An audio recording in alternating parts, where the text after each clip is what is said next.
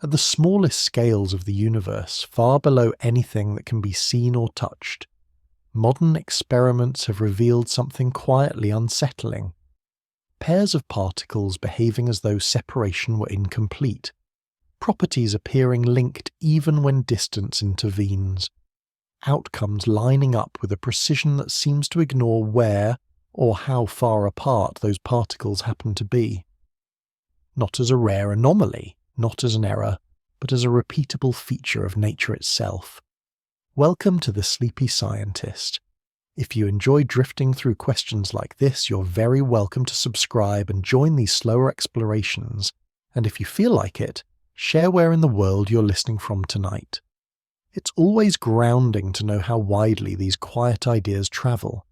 For more than a century, physicists have been probing the foundations of reality, using instruments designed to isolate the smallest interactions imaginable.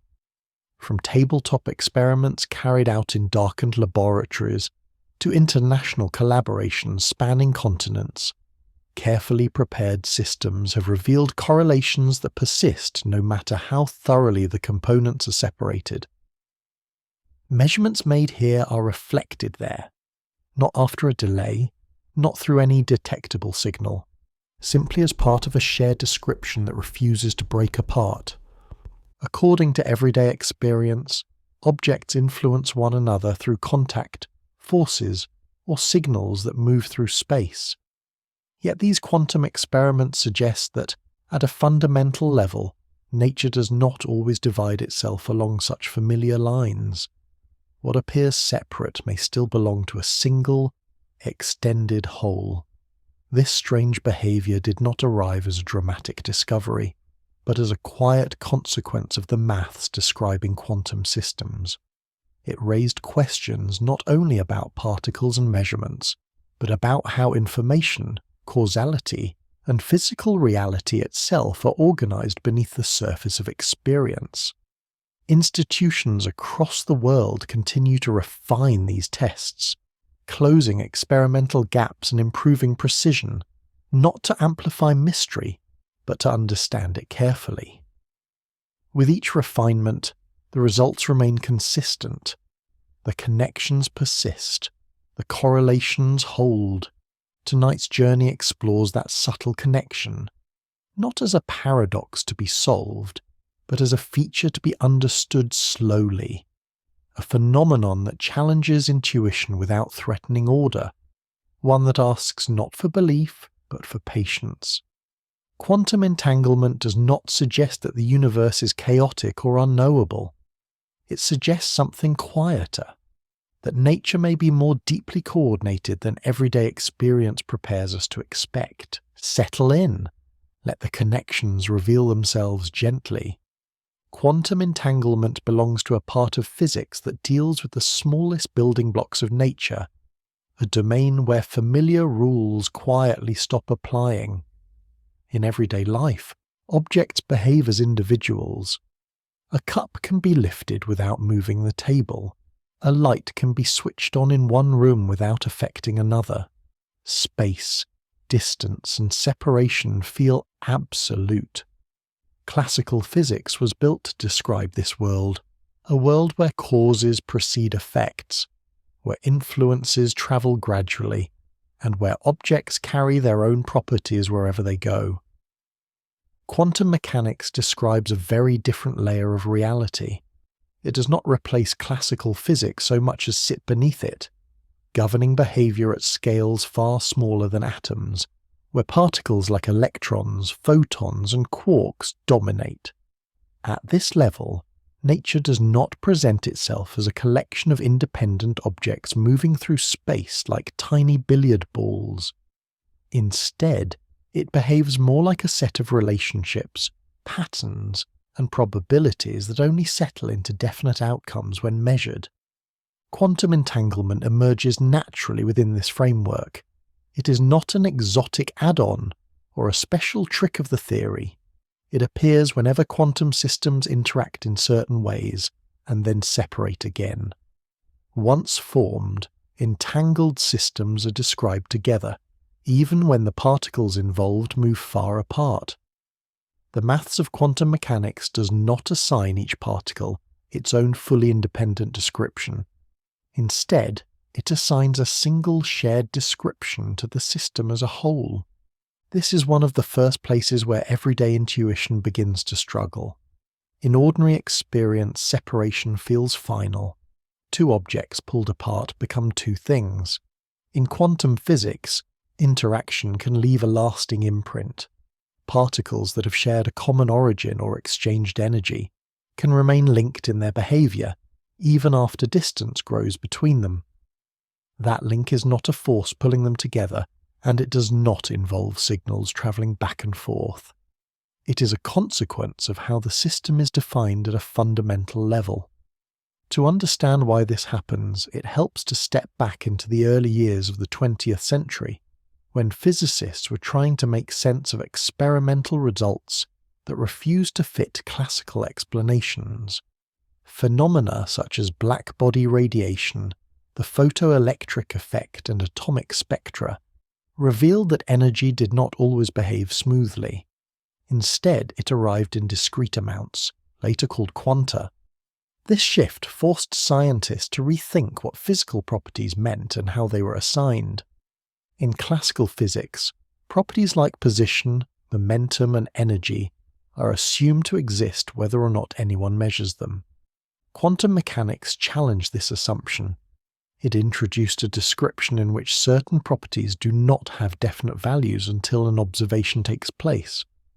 Before measurement, the theory describes a range of possible outcomes, each with a certain likelihood. This does not mean particles are vague or unreal. It means their behavior is governed by rules that differ from macroscopic expectations. When two quantum systems interact, their possible outcomes can become linked. The combined system must be described together, not as two separate lists of properties, but as a single structure containing correlations. These correlations are the heart of entanglement. They specify how the outcome of one measurement relates to the outcome of another, without assigning independent values in advance. An important point is that entanglement does not violate the speed limit set by the universe. No information is sent faster than light. Experiments conducted by research groups across the world, including those associated with major universities and national laboratories, consistently show that while outcomes are correlated, they cannot be used to transmit messages instantaneously. What changes is not what one particle does to another, but how their behaviors are statistically related. This distinction matters because it separates entanglement from science fiction imagery. There is no hidden signal racing across space, no invisible thread pulling outcomes into line. The connection exists in the shared description of the system itself, once the system is prepared in an entangled state. The correlations are built in from the start. Distance doesn't weaken them because distance is not what created them in the first place. Early quantum pioneers were unsettled by this implication. Physics had long relied on the idea that systems could be fully described by listing their parts. Entanglement suggested that, at a fundamental level, the whole could carry information that the parts alone did not possess. This was not a philosophical preference, but a mathematical requirement of the theory that successfully explained experiments. Over time, this framework proved extraordinarily reliable. Quantum mechanics underpins technologies used every day, from semiconductors and lasers to magnetic resonance imaging, better known as MRI. Entanglement, as a feature of that same framework, inherited this credibility. It remained strange, but it was not optional. Wherever quantum systems interacted and separated, entanglement appeared in the equations and later in experiments. Another reason entanglement feels disorienting is that it challenges the habit of thinking in terms of objects with fixed identities. In quantum physics, what matters is often how systems relate rather than what they are in isolation. Properties can belong to pairs or groups instead of individuals. This is not how tables, planets, or living organisms behave, but it is how nature behaves at its most fundamental scale. This chapter establishes that entanglement is not a mystery floating outside physics. It is rooted deeply in quantum mechanics, a theory developed to explain real observations and tested with extraordinary precision. The difficulty lies not in the theory's accuracy, but in the mismatch between quantum behavior and the expectations built from everyday experience. By placing entanglement firmly within its scientific context, it becomes easier to approach it without distortion. It is neither magical nor arbitrary. It is a consequence of a framework that describes how microscopic systems share information, energy, and history. Once that framework is in place, the idea that particles can remain correlated across distance no longer appears as a violation of nature, but as an invitation to rethink what separation really means. From this foundation, attention can now narrow. Having established where entanglement lives within physics, the focus can move from the broad structure of quantum mechanics to the specific kinds of relationships that make entanglement one of the most carefully studied and quietly profound features of the modern scientific view of reality. When physicists say that two particles are entangled, they're not describing a physical knot, a signal, or a mysterious force tying objects together across space. They're describing a very specific kind of relationship, a relationship so tight that the system must be treated as a single whole, even when its parts are no longer close to one another. In everyday language, it feels natural to talk about objects as separate things. A coin on a table has its own properties. Another coin in a pocket has its own properties. Each can be described independently, without reference to the other. Classical physics is built around this assumption. Systems are understood by breaking them into parts, describing each part, and then adding the pieces together. Quantum entanglement breaks that habit in a subtle but fundamental way. When two quantum systems interact under the right conditions, their properties can no longer be described independently.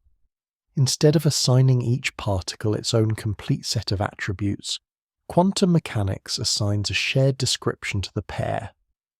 The system becomes one combined entity, even if the particles later move far apart. This does not mean the particles lose their individuality in every sense. Each can still be detected in a specific place. Each can still be measured. What changes is how their measurable properties relate to one another. The outcomes are linked. Knowing something about one immediately tells something about the other, not because information has travelled between them, but because the system was defined that way from the moment it was created. A simple way to think about this is through paired properties. Imagine two objects prepared so that they always give opposite results when tested, but neither result is fixed in advance. If one shows one outcome, the other must show the opposite. Before measurement, neither outcome is settled. After measurement, both are. The important point is not which result appears, but that the relationship between them is perfectly preserved. In classical thinking, this would suggest that each object carried hidden instructions all along, waiting to be revealed. Quantum mechanics does not support that idea. Instead, it describes the pair as sharing a joint state that only resolves into definite outcomes when a measurement takes place. The relationship exists first. The individual results come later. This is where many misunderstandings begin. It is tempting to imagine that when one particle is measured, it sends a signal to the other, telling it what to do. Experiments have repeatedly ruled this out. No measurable signal travels between entangled particles at the moment of measurement. Nothing moves through space to enforce the correlation. In fact, the results remain correlated even when the measurements are arranged so that no signal travelling at the speed of light could possibly connect them in time. Because of this, physicists are careful with their language. Entanglement does not involve communication. It does not involve control. It does not allow messages to be sent. It describes correlations that are built into the system as a whole, The outcomes line up because the system was prepared that way, not because one part reacts to the other. This distinction matters because it keeps entanglement grounded in testable science rather than drifting into metaphor. Research groups around the world, working in universities and national laboratories, routinely create entangled systems using photons, electrons, and even small groups of atoms. The behavior observed in these experiments matches the predictions of quantum mechanics with remarkable consistency. The correlations appear exactly as described, and no additional mechanisms are required to explain them. The idea that a system can only be fully described as a whole is one of the deepest shifts introduced by quantum theory. It asks for a different way of thinking about physical properties. Instead of belonging to objects in isolation, some properties belong to relationships. They describe how parts of a system fit together, not what each part is doing on its own. This is not entirely foreign to everyday experience. A single musical note means little on its own, but relationships between notes create harmony. A sentence is not defined by individual letters, but by how those letters are arranged. In these cases, meaning emerges from structure rather than from isolated pieces. Quantum entanglement is similar, but it operates at a level where intuition is less forgiving. The term entanglement itself was introduced by Erwin Schrödinger in the early 20th century, as he grappled with the implications of the theory he helped build. He recognized that this feature was not a side effect, but a central aspect of quantum mechanics. In his view, it was the characteristic trait that separated quantum physics from all classical descriptions of nature. Understanding entanglement as a description of relationships rather than communication helps clarify why it feels so strange. Classical physics trains the mind to expect that influence requires interaction through space. Quantum mechanics suggests that some correlations do not arise from influence at all, but from shared origins and shared descriptions. The universe, at its smallest scales, keeps track of connections in a way that does not rely on continuous exchange. This also explains why entanglement challenges classical assumptions so deeply. Classical thinking assumes that objects carry their properties with them, fully formed and independent. Entanglement shows that, under certain conditions, properties are not owned individually. They are distributed across systems. What exists is not a list of attributes, but a pattern of possibilities. Physicists do not treat this as a philosophical curiosity. They treat it as a practical feature of the theory, one that must be accounted for in experiments and applications. Entire fields, such as quantum information science, are built on the careful use of entangled systems, precisely because these correlations are robust, predictable, and deeply rooted in the structure of quantum mechanics. By defining entanglement in this way, as a shared description, rather than a hidden message, it becomes easier to see why it has held up under decades of scrutiny. It does not ask for new forces or unseen signals. It asks for a shift in how systems are described at the most fundamental level. With this definition in place, the strangeness of entanglement becomes more manageable.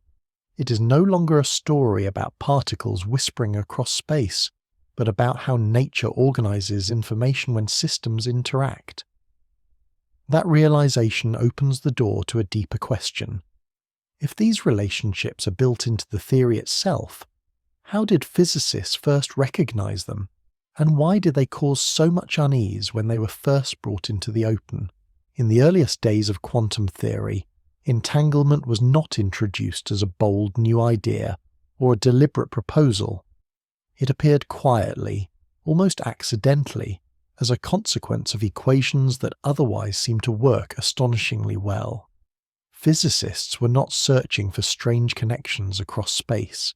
They were trying to explain stubborn experimental results that classical physics could not accommodate.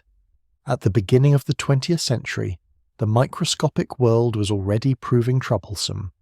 Experiments involving light and matter revealed behavior that refused to fit established rules. Energy arrived in discrete amounts. Electrons behaved as both particles and waves. Measurements produced results that could only be predicted statistically. To make sense of this, physicists developed mathematical tools that described systems not by fixed trajectories, but by evolving probability structures. These mathematical descriptions were powerful. They predicted experimental outcomes with remarkable accuracy, but they also carried implications that were easy to overlook at first. When two quantum systems interacted and then separated, the equations did not always allow each system to be described on its own. Instead, the maths insisted on treating them together as a single combined object, even after distance grew between them. This was not initially recognized as a problem. Early practitioners were focused on calculation and prediction. If the equations worked, they were used. Only later did physicists begin to ask what these descriptions implied about the nature of reality itself. When they did, the implications were unsettling. One of the first to articulate this discomfort was Albert Einstein. Although he played a central role in shaping quantum theory, he remained deeply uneasy about its implications. He believed that a complete physical theory should describe reality as it exists independently of observation. The idea that properties might not have definite values until measured conflicted with his sense of how nature ought to behave. Erwin Schrödinger shared this unease, even as he contributed decisively to the theory's development. He recognized that the mathematical structure of quantum mechanics allowed systems to become inseparably linked. It was Schrödinger who later gave this phenomenon its name, not as a celebration but as a warning. He viewed entanglement as the feature that most sharply distinguished quantum mechanics from all classical descriptions. Niels Bohr, by contrast, took a different view.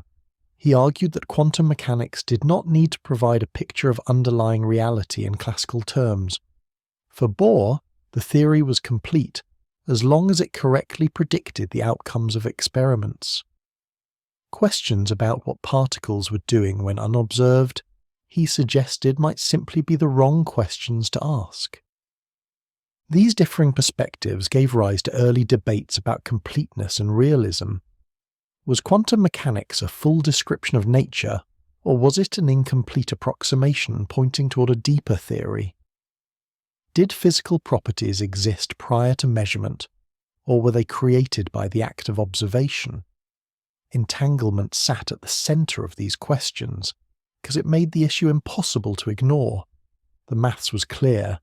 When systems were entangled, no description assigning independent properties to each part could reproduce the predictions of the theory.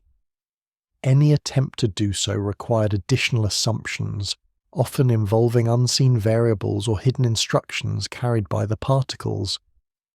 These ideas were attractive to those who wanted to preserve a classical picture of reality, but they were not part of the original theory. What made entanglement especially troubling was that it seemed to conflict with deeply held assumptions about locality. In classical physics, influences travel through space over time. Objects can only affect one another through direct contact or through fields that propagate at finite speeds. Entangled systems, by contrast, exhibited correlations that did not weaken with distance. The relationship appeared to persist no matter how far apart the components became. It is important to note that this was not a claim about faster-than-light influence. Early quantum theorists were careful to distinguish correlation from causation. Still, the fact that the theory linked outcomes across distance without any mediating process felt deeply uncomfortable. Even those who accepted the mathematical formalism found the implications difficult to reconcile with intuition. This discomfort was widespread. It was not limited to a single school of thought or a single personality. Many physicists regarded entanglement as an indication that something essential was missing from the theory. Perhaps quantum mechanics was a statistical approximation, incomplete in the same way thermodynamics is incomplete without reference to molecular motion. Perhaps a deeper layer of reality existed beneath the formalism, waiting to be uncovered. For a time, these concerns remained largely philosophical.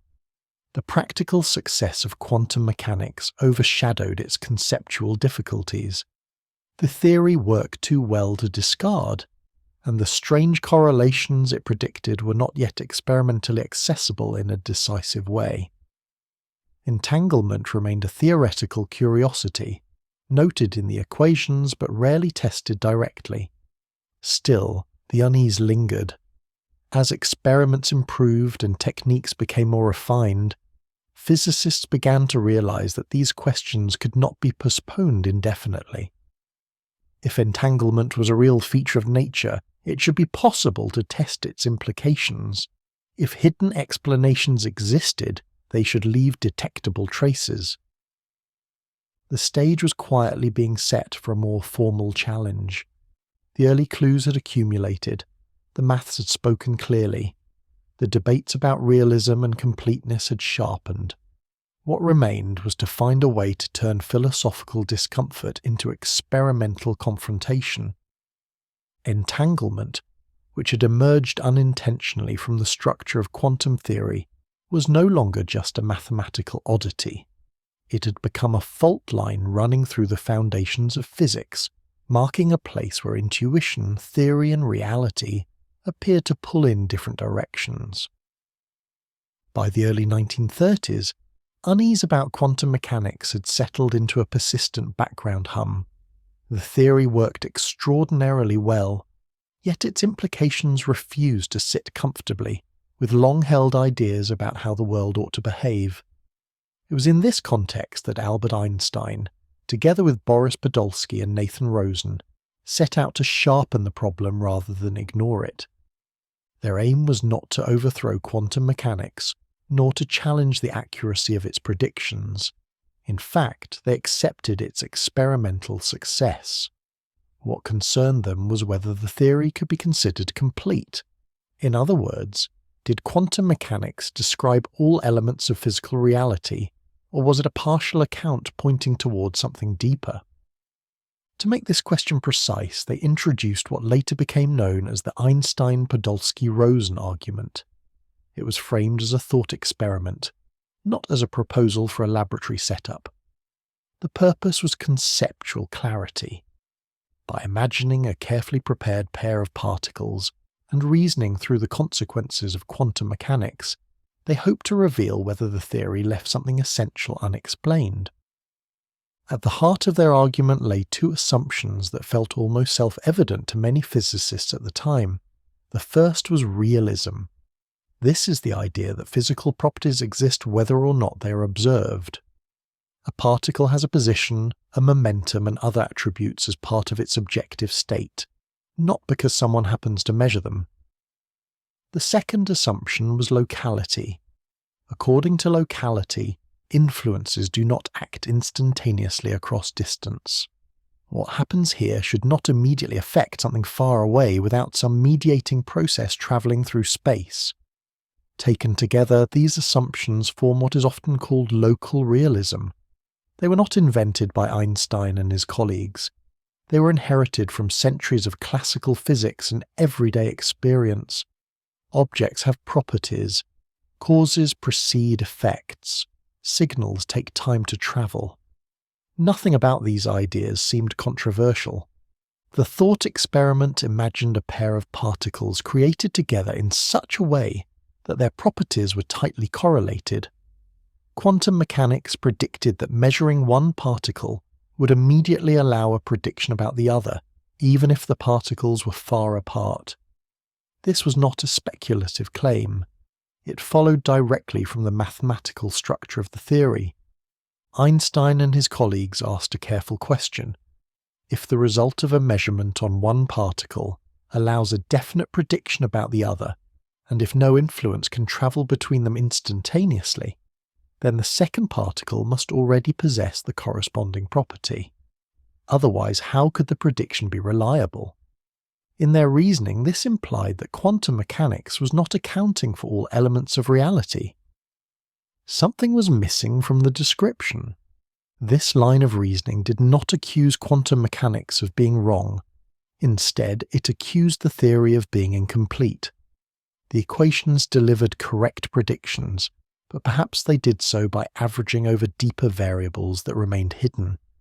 In this view, the strange correlations associated with entanglement were not fundamental.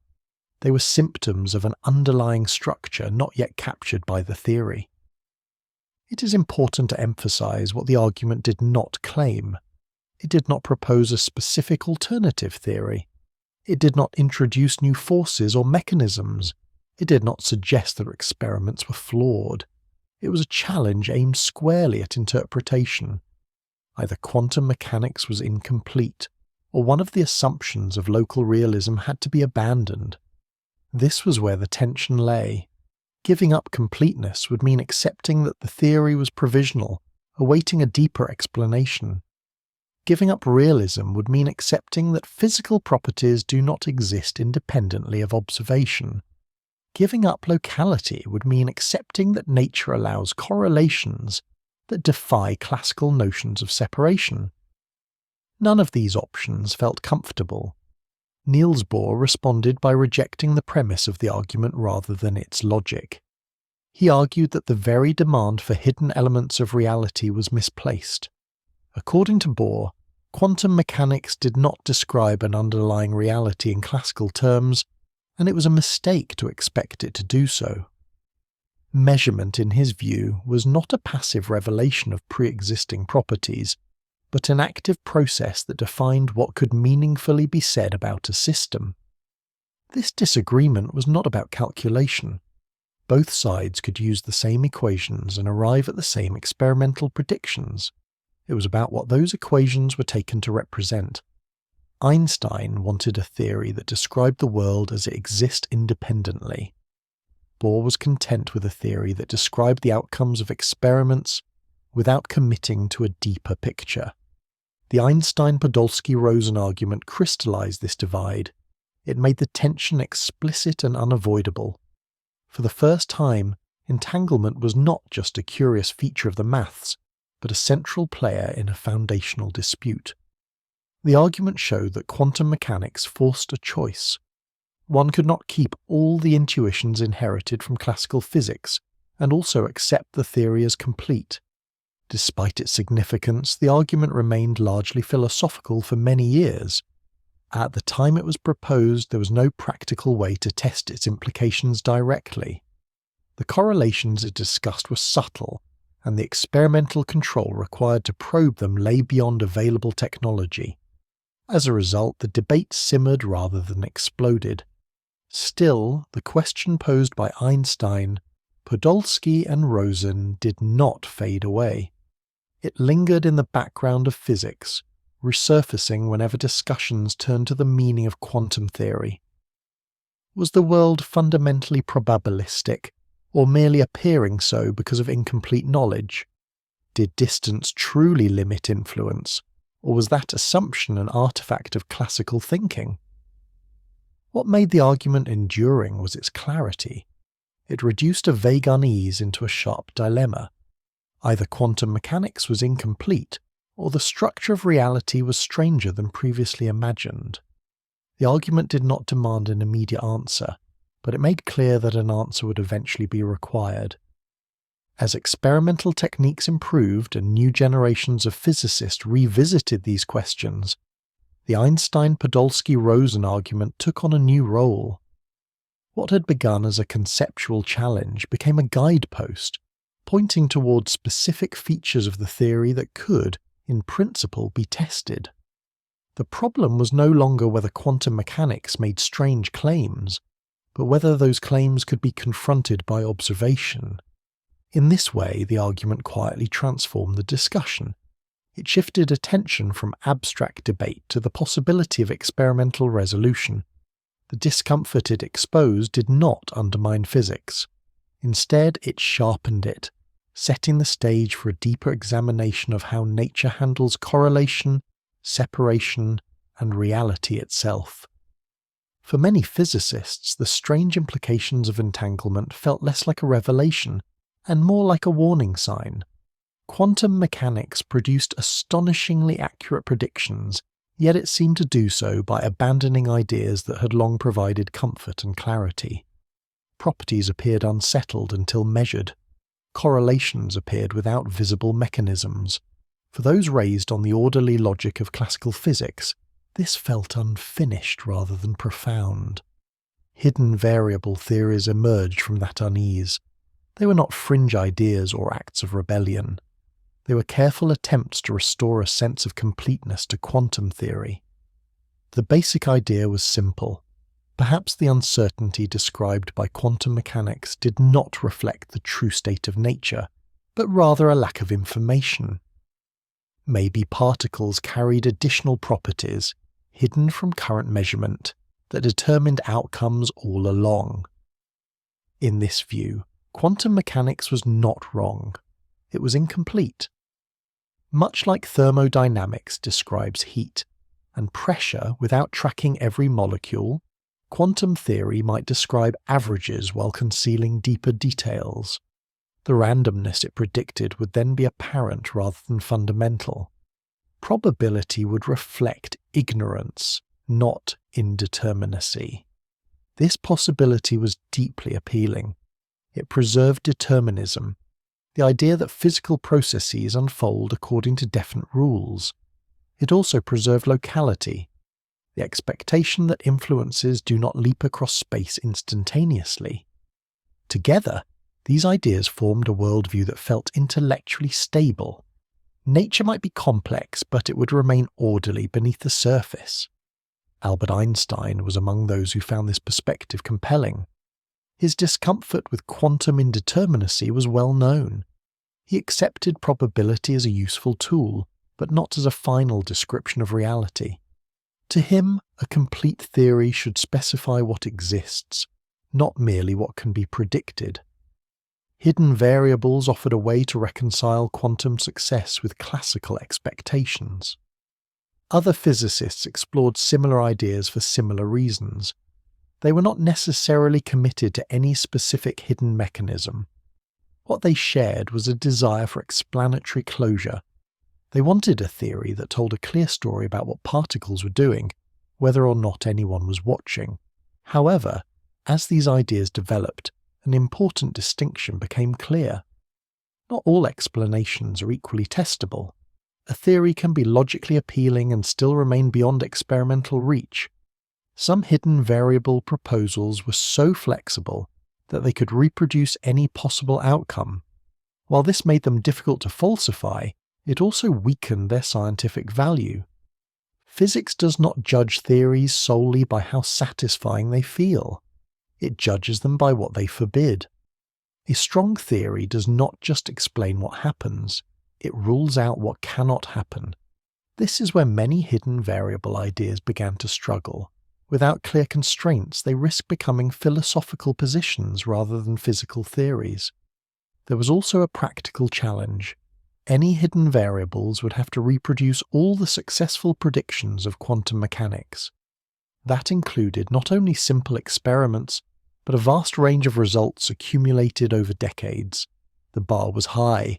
Any deeper theory would need to match quantum mechanics where it worked, while also explaining why entanglement appeared to violate classical expectations. As research continued, it became increasingly clear that the issue was not merely whether hidden variables could exist, but whether they could coexist with the assumptions physicists were trying to preserve. Could a theory be both deterministic and local while still matching quantum predictions? Or did entanglement force a deeper compromise? This question sharpened the debate. It shifted attention away from vague dissatisfaction and toward precise conditions. If hidden variables existed, what properties must they have? What limits would they impose on observable correlations, and most importantly, could those limits be tested? Gradually, physicists began to realize that this was not just a philosophical puzzle. It was a mathematical one. The structure of correlations predicted by quantum mechanics was not arbitrary. It followed specific patterns.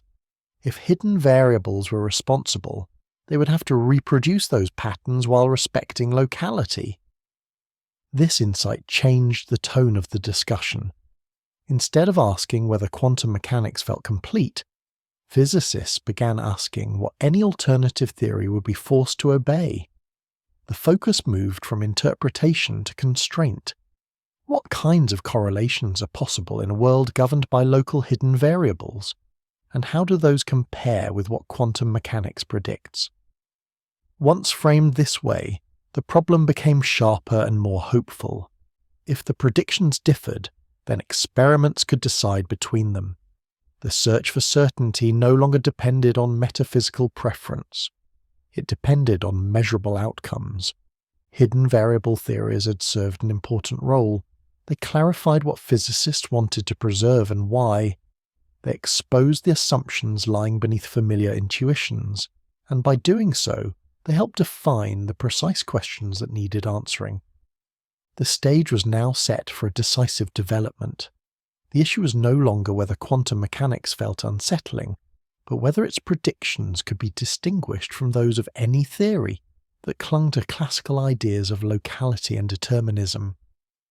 What was needed was a clear mathematical boundary, a line that no local hidden variable theory could cross. Once such a boundary was identified, the debate would shift again. The question would no longer be which explanation felt more reasonable, but which description nature itself followed. By the early 1960s, the discussion surrounding quantum entanglement had settled into an uncomfortable pause. Quantum mechanics continued to succeed with astonishing reliability, predicting experimental outcomes across atomic physics, chemistry, and emerging technologies. Yet the unease it generated had not diminished. Physicists were no longer questioning whether the theory worked. They were questioning what kind of world could possibly behave in the way the theory described. At the centre of this tension sat a persistent hope. Perhaps quantum mechanics was not the final word. Perhaps a deeper description existed beneath it, one that restored familiar ideas about cause, locality, and certainty.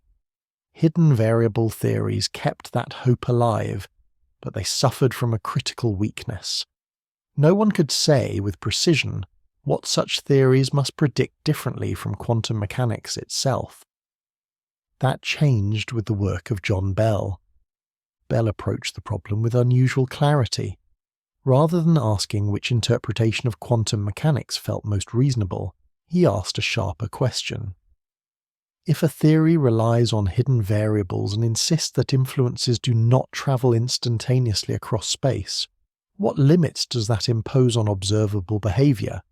If those limits could be identified, then nature itself could be asked to choose. This was the breakthrough. Bell realised that local hidden variable theories are not infinitely flexible. They cannot reproduce every possible pattern of correlation. Instead, they are constrained by the assumptions they preserve.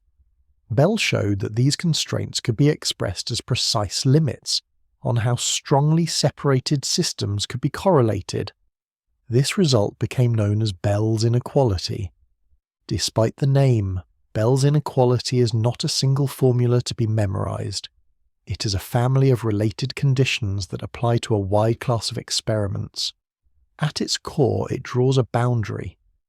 If measurement outcomes obey that boundary, then local hidden variables remain viable. If the boundary is crossed, then at least one classical assumption must be abandoned.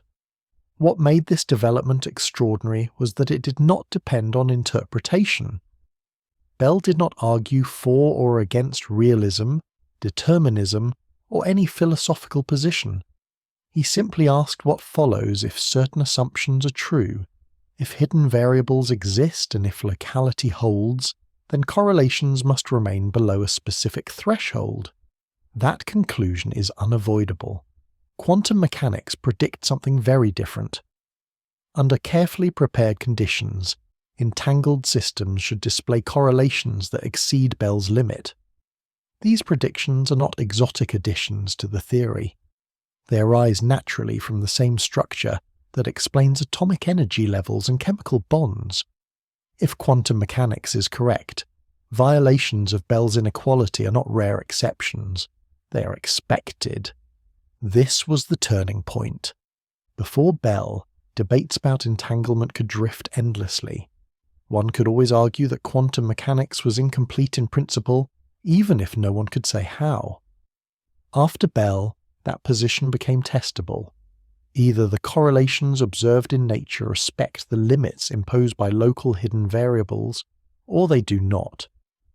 Bell was careful to emphasize what his result did not imply. A violation of the inequality would not mean that information travels faster than light. It would not imply that one measurement causes another at a distance. The distinction between correlation and communication remains essential. Even in quantum mechanics, outcomes cannot be controlled to send messages instantaneously. What Bell demonstrated was subtler and more disruptive. He showed that correlations can exist which cannot be explained by local causes acting independently on each system. The universe, at a fundamental level, may not be reducible to separately specified parts whose behavior is fixed in advance. This insight reframed the entire discussion. The problem was no longer about philosophical discomfort. It became a question of constraint. What kinds of explanations are compatible with observed correlations? Which assumptions survive contact with data? At the time Bell published his work, its importance was not immediately recognized. The experiments required to test the inequality demanded extraordinary control over measurement settings, timing, and separation. In the 1960s, such experiments were difficult, expensive, and technically uncertain. Many physicists regarded Bell's work as elegant but impractical, a beautiful argument awaiting a future generation. Yet the idea did not fade. Quietly, it changed how physicists thought about entanglement. Bell had transformed a vague conceptual worry into a concrete experimental challenge. He had given the field a measuring stick. This shift had a profound effect on the culture of quantum foundations. Questions that once sounded abstract became operational. How far apart must systems be to rule out ordinary communication? How rapidly must measurement choices be made? How can unwanted correlations introduced by the environment be eliminated? These were no longer philosophical puzzles. They were engineering problems. Bell's inequality also clarified what was truly at stake. If experiments violated the inequality, then the classical picture of the world as a collection of independently defined objects would be incomplete. Reality would not be fully describable by listing properties carried by each part. Relationships themselves would play a fundamental role. Importantly, Bell did not claim that quantum mechanics provided a complete picture of reality in any ultimate sense. He resisted oversimplified conclusions. His work did not dictate which interpretation of quantum mechanics must be adopted. It merely ruled out a large class of alternatives that attempted to preserve both locality and hidden determinism. This distinction is often missed. Bell did not settle the meaning of quantum mechanics. He narrowed the space of possible meanings. He showed that any future theory must confront entanglement directly, rather than explaining it away. Over time, advances in experimental techniques made Bell's proposal increasingly practical. Improvements in optical sources allowed physicists to reliably create pairs of entangled photons.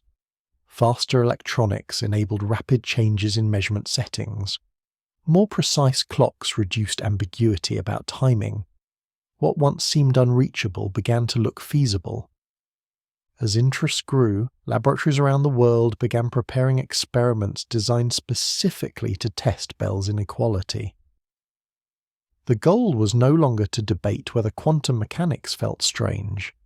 The goal was to see which correlations nature actually produced. Bell's contribution reshaped the study of quantum physics in a quiet but lasting way. He showed that even the deepest questions about reality could be addressed with experimental care. Philosophy did not disappear, but it was anchored to measurement. By identifying a boundary that classical assumptions could not cross, Bell gave physicists a way forward. The abstract became tangible. Theoretical unease became an experimental program.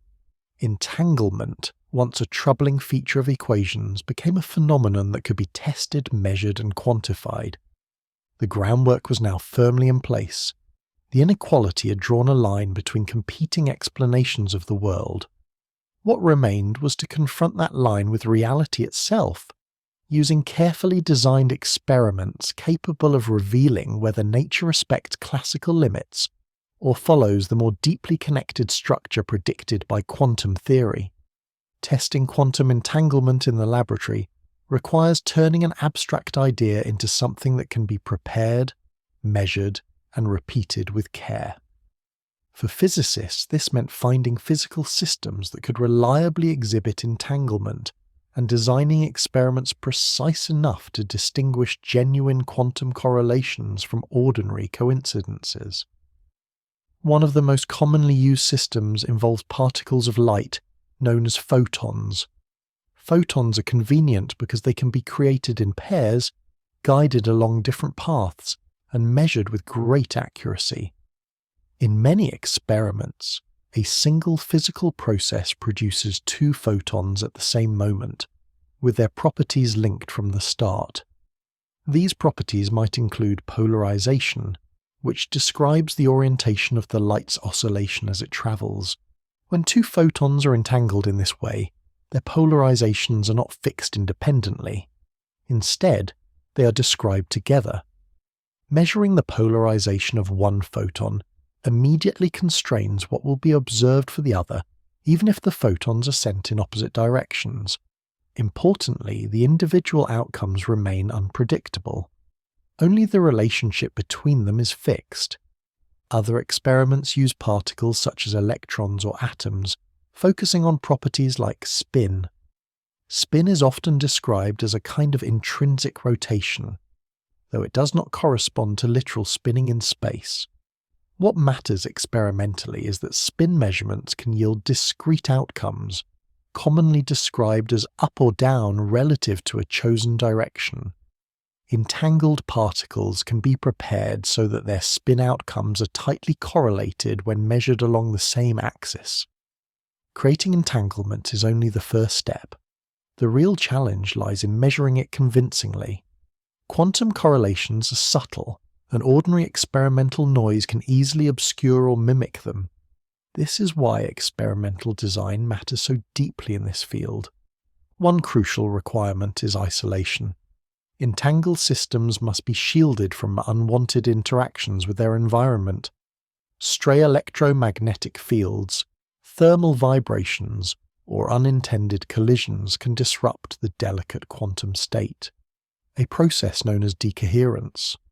When decoherence occurs, the system loses its entangled character and begins to behave more classically. Preventing this requires careful control over temperature, shielding, and timing. Another requirement is precise timing. In many experiments, measurements on entangled particles are performed at locations separated by significant distances. The timing of these measurements must be controlled so that no ordinary signal could travel between them in the available time. This ensures that the observed correlations cannot be explained by slower, classical influences. Experimental setups often include fast, randomly chosen measurement settings. Instead of fixing how each particle will be measured in advance, the choice is made at the last possible moment. This prevents any hidden coordination based on prior knowledge. The goal is not to trick nature, but to rule out alternative explanations that rely on prearranged instructions. Landmark experiments began to appear in the late 20th century, building gradually on one another. Early tests demonstrated correlations consistent with entanglement, but left room for doubt due to technical limitations. As methods improved, later experiments closed these gaps one by one. Detectors became more efficient, distances increased, timing precision improved. What made these efforts convincing was not a single dramatic result, but consistency across many independent experiments. Different research groups, using different particles, different distances, and different techniques observe the same patterns. The correlations predicted by quantum mechanics appeared reliably, regardless of the specific experimental details. Repeatability is central to scientific confidence, and entanglement experiments have been repeated countless times. Results obtained in one laboratory have been reproduced in others, often with increasing sophistication. Experiments have been performed across rooms, across buildings, and even between ground stations and satellites. Each time, when the conditions are right, the correlations persist. Careful statistical analysis plays a major role in these studies. Individual measurements are not meaningful on their own. What matters is the pattern that emerges across many trials. By collecting large data sets and comparing them to theoretical predictions, physicists can distinguish genuine quantum correlations from random fluctuations. Independent verification has been especially important given the foundational nature of the questions involved. Because entanglement challenges classical intuitions, claims about it demand exceptional scrutiny. Experiments are designed not only to confirm quantum predictions, but to actively search for flaws. Controls are built in to test whether mundane effects could account for the observations. Over time, the picture has become remarkably clear. Whenever experiments are performed with sufficient care, the results align with quantum mechanics. Correlations exceed what any local hidden variable explanation would allow. This agreement holds across different physical systems and measurement strategies. It is also worth noting that these experiments do not depend on exotic conditions. While they require precision, they rely on well-understood physical principles and technologies. Lasers, detectors, optical fibers, and electronic timing systems all play familiar roles. The strangeness lies not in the apparatus, but in what the apparatus reveals. As techniques advanced, researchers began exploring more complex forms of entanglement, involving more than two particles or more intricate relationships. These experiments further confirmed that entanglement is not a fragile anomaly, but a robust feature of quantum systems when prepared appropriately. Despite the consistency of results, physicists remain cautious. Every experiment is designed with the assumption that errors are possible. Alternative explanations are considered and tested. New experiments aim to close remaining loopholes and refine measurements even further. This ongoing scrutiny reflects confidence in the method, not doubt in the outcome. What emerges from this body of work is not a single decisive moment, but a gradual accumulation of evidence. Entanglement is not supported by one clever setup or one fortunate measurement.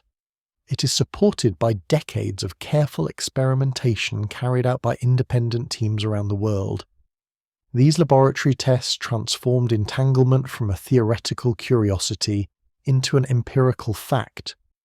They showed that the strange correlations predicted by quantum mechanics are not artifacts of maths, but features of the physical world that can be observed and quantified.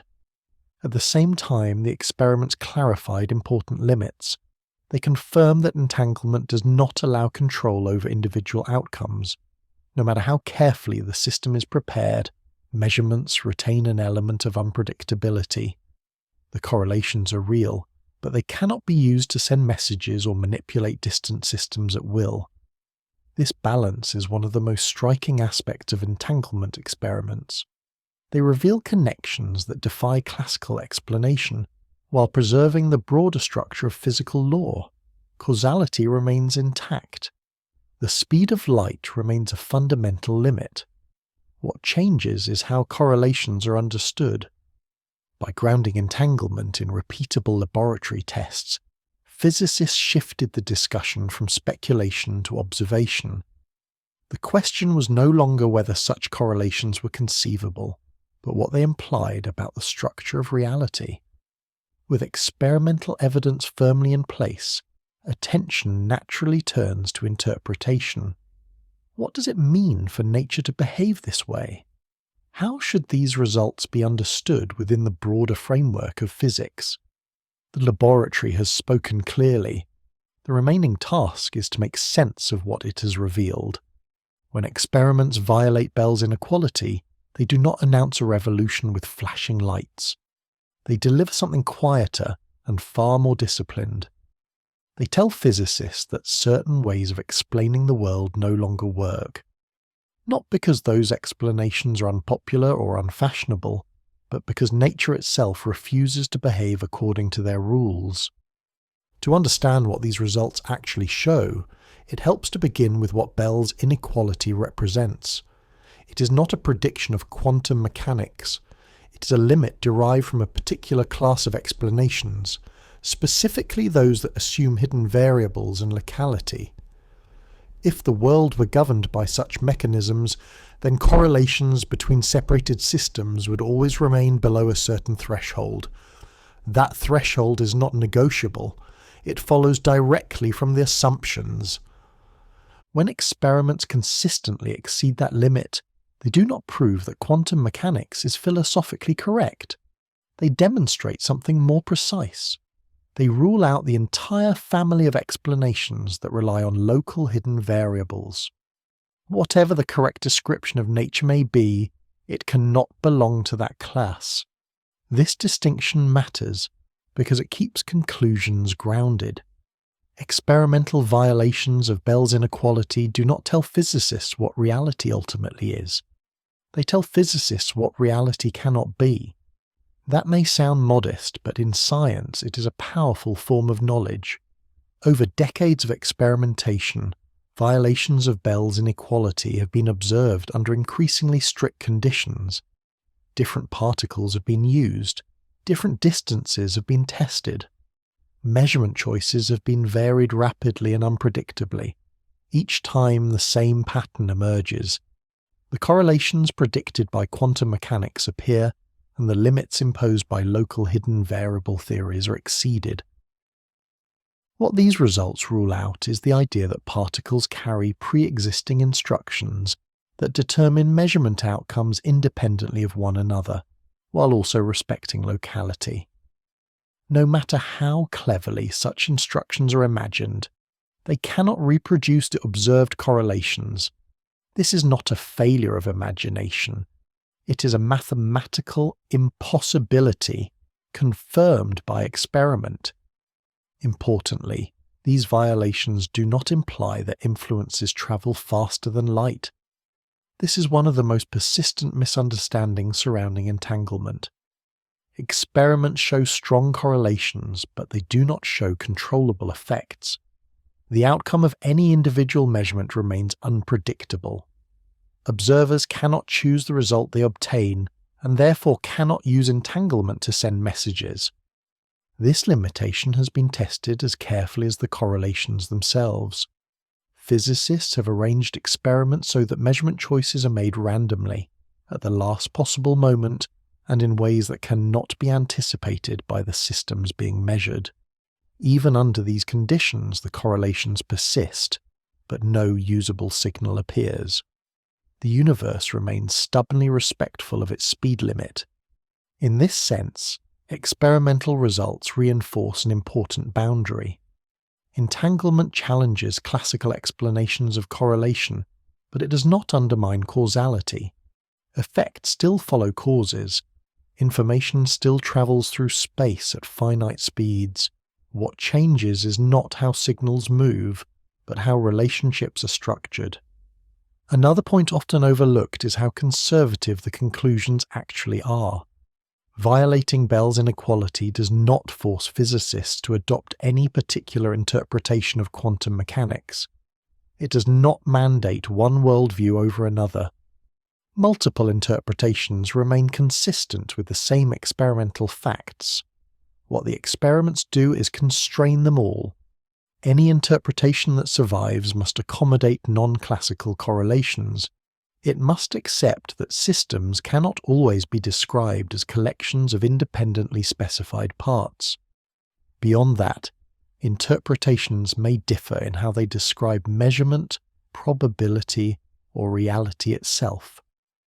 The experiments do not choose among these options, they simply narrow the field. This emphasis on constraint rather than proclamation is a hallmark of careful science. Physicists are not in the business of declaring metaphysical truths based on a single set of results. They are in the business of mapping which explanations remain viable as evidence accumulates. The precision of modern experiments has reinforced this approach. Statistical uncertainties are analysed carefully. Sources of noise are identified and controlled. Data is compared across independent laboratories. The consistency of results matters more than their drama. In fact, one of the striking features of entanglement experiments is how ordinary the equipment often appears. Lasers, detectors, optical fibers, and electronic timing devices are familiar tools. There is no mysterious apparatus. The strangeness lies entirely in the correlations revealed, not in the machinery used to reveal them. This grounded character is important because it keeps discussion anchored to physics rather than speculation. The experiments do not invite mystical interpretations, they invite careful accounting. What assumptions went into this explanation? Which of those assumptions are incompatible with the data? By answering those questions, physicists have learned something surprisingly robust. Nature permits correlations that cannot be reduced to local causes acting independently.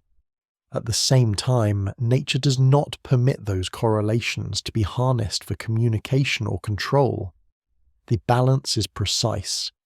Connecting these experimental facts back to theory reveals why quantum mechanics remains so resilient. The same mathematical structure that predicts entanglement also predicts its limits. Quantum theory does not allow arbitrary correlations. It predicts specific patterns that fall between classical constraints and unrestricted randomness. Experiments land exactly where the theory says they should. This agreement is not superficial. It extends across different formulations of the theory and across different physical systems. Whether working with photons, atoms, or other quantum objects, the same relationships appear. The theory does not need to be adjusted or rescued. It already contains the behaviour observed. What the experiments actually show, then, is not chaos or contradiction. They show coherence. A set of predictions derived from a particular theoretical framework matches reality with remarkable consistency, while alternative frameworks fail in specific, identifiable ways. It is also worth noting how patient this process has been. No single experiment settled the matter. Each result added weight. Each improvement reduced ambiguity. Over time, confidence grew not because physicists wanted a particular outcome, but because repeated tests converged on the same conclusion. This patience reflects the culture of the field. Foundational questions demand exceptional care. Claims are scrutinized. Loopholes are discussed openly. New experiments are designed to address remaining doubts. The aim is not to win an argument, but to understand what nature permits. By now, the pattern is clear. Bell inequality violations are not anomalies. They are expected outcomes of quantum theory, confirmed repeatedly by observation. They rule out a specific class of explanations while leaving others open. This is why physicists speak cautiously about what the experiments prove. They do not prove that reality is non-local in a simplistic sense. They do not prove that observation creates reality. They prove something narrower and more durable. Certain classical assumptions cannot all be true at once. The result is a landscape shaped by limits. Some paths are closed, others remain open. Understanding entanglement requires navigating that landscape without overstepping what the evidence supports. With the experimental facts firmly established, attention naturally shifts toward how these results should be understood, not in terms of spectacle or paradox, but in terms of interpretation. If nature allows correlations of this kind while preserving causal structure, what does that say about how physical systems are described? The experiments have done their part. They have spoken with clarity and restraint. What remains is the quieter task of interpretation, where theory, philosophy, and physics meet, guided not by wonder alone, but by the firm boundaries drawn by evidence. Once experiments established that entanglement is a real and repeatable feature of the physical world, a new kind of question came into focus. The question was no longer whether quantum mechanics worked, or whether entanglement existed. Those issues had been settled by evidence. The remaining question was how this behaviour should be understood. This is where interpretations enter the picture. An interpretation of quantum mechanics is not a competing theory with different predictions. It does not change experimental outcomes or alter the maths used in calculations. Instead, it offers a way of thinking about what the theory says the world is like beneath the surface of measurements. In the case of entanglement, interpretations attempt to explain what it means for systems to share correlations that cannot be reduced to independent properties. One of the most widely discussed perspectives is often associated with the view that quantum mechanics does not describe an underlying reality in the classical sense at all. In this approach, the theory is understood as a framework for predicting measurement outcomes, not for depicting what particles are doing when they are not being measured. Entanglement, from this standpoint, is not a mysterious connection waiting to be explained. It is simply a feature of the rules governing what can be said about outcomes. From this perspective, asking what entangled particles are doing between measurements is considered an ill-posed question. The theory, it is argued, does not provide that kind of description, and does not need to. What matters is that the predictions match experiments, which they do with extraordinary accuracy. Entanglement challenges intuition, because intuition evolved to deal with macroscopic objects, not quantum systems. Another family of interpretations takes a different approach. These interpretations accept the maths of quantum mechanics, but insist that it must correspond to some underlying physical reality, even if that reality is unfamiliar. In these views, entanglement reflects a genuine feature of the world, not merely a bookkeeping device for predictions. Some interpretations suggest that when particles become entangled, they remain part of a single physical system regardless of distance. The correlations are then not surprising, because the system was never truly divided in the first place. Separation in space does not imply separation in description. Entanglement simply reveals that spatial distance is not the only relevant organizing principle at the quantum level. Other interpretations propose that all possible outcomes of quantum measurements are realized, each in its own branch of reality. In this view, entanglement does not involve mysterious coordination across space. Instead, it reflects how different branches of the universe remain correlated due to a shared history. Each measurement outcome occurs, but observers experience only one branch. The correlations arise because the structure of branching preserves relationships established earlier. These ideas can sound extravagant when stated plainly, but it is important to note that they do not alter any experimental predictions. They reproduce exactly the same results as other interpretations. Their value lies not in testability, but in how they organize intuition. Another class of interpretations attempts to restore a more classical picture by introducing additional structure beneath quantum mechanics. These approaches often involve hidden variables or guiding mechanisms that determine outcomes while still reproducing quantum statistics. In such views, entanglement reflects coordinated behavior governed by deeper rules. However, as established by Bell's work and subsequent experiments, any interpretation that preserves both locality and predetermined outcomes faces serious constraints. Interpretations that introduce hidden variables must accept some departure from classical locality or independence. This does not make them impossible, but it shapes how they are formulated. What all of these interpretations share is an important feature. They agree on what will be observed. no matter which interpretation one adopts, calculations of entanglement experiments produce the same numerical predictions. Photons will display the same correlations. Measurement statistics will match. Technologies built on entanglement will function identically. This is why interpretations coexist rather than compete in the usual scientific sense. There is no experiment that can distinguish between them, at least not with current understanding. Choosing an interpretation is therefore not a matter of evidence, but of conceptual preference. For some physicists, this is unsettling. Science is often expected to deliver a single coherent picture of reality. Yet in quantum mechanics, multiple pictures coexist, all consistent with the same data. This situation is unusual, but not unique. Similar issues arise in other areas of physics, where different mathematical descriptions capture the same phenomena.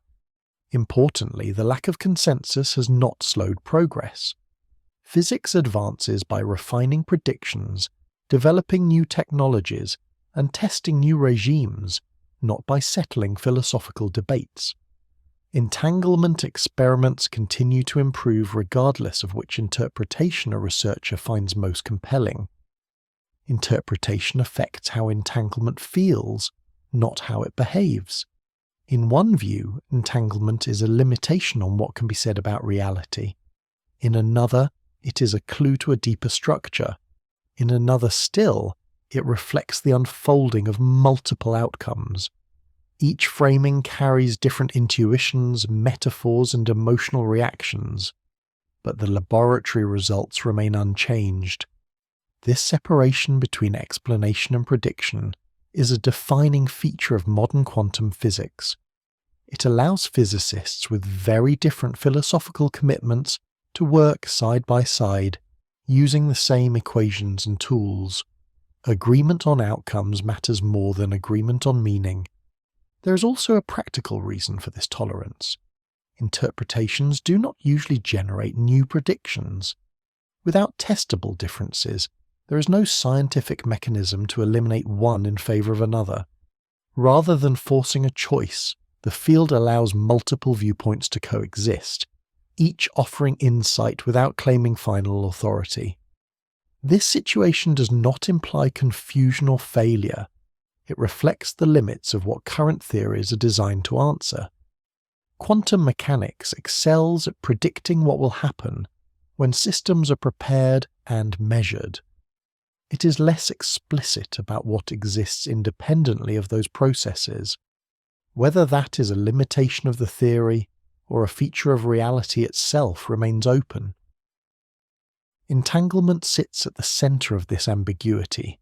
It exposes the tension between classical ideas of separability and quantum descriptions based on relationships. Interpretations respond to this tension in different ways, but none remove it entirely. Physicists are generally comfortable working within this landscape. They recognize that understanding can be layered. One layer concerns calculation and prediction, where agreement is nearly universal. Another layer concerns interpretation, where diversity persists.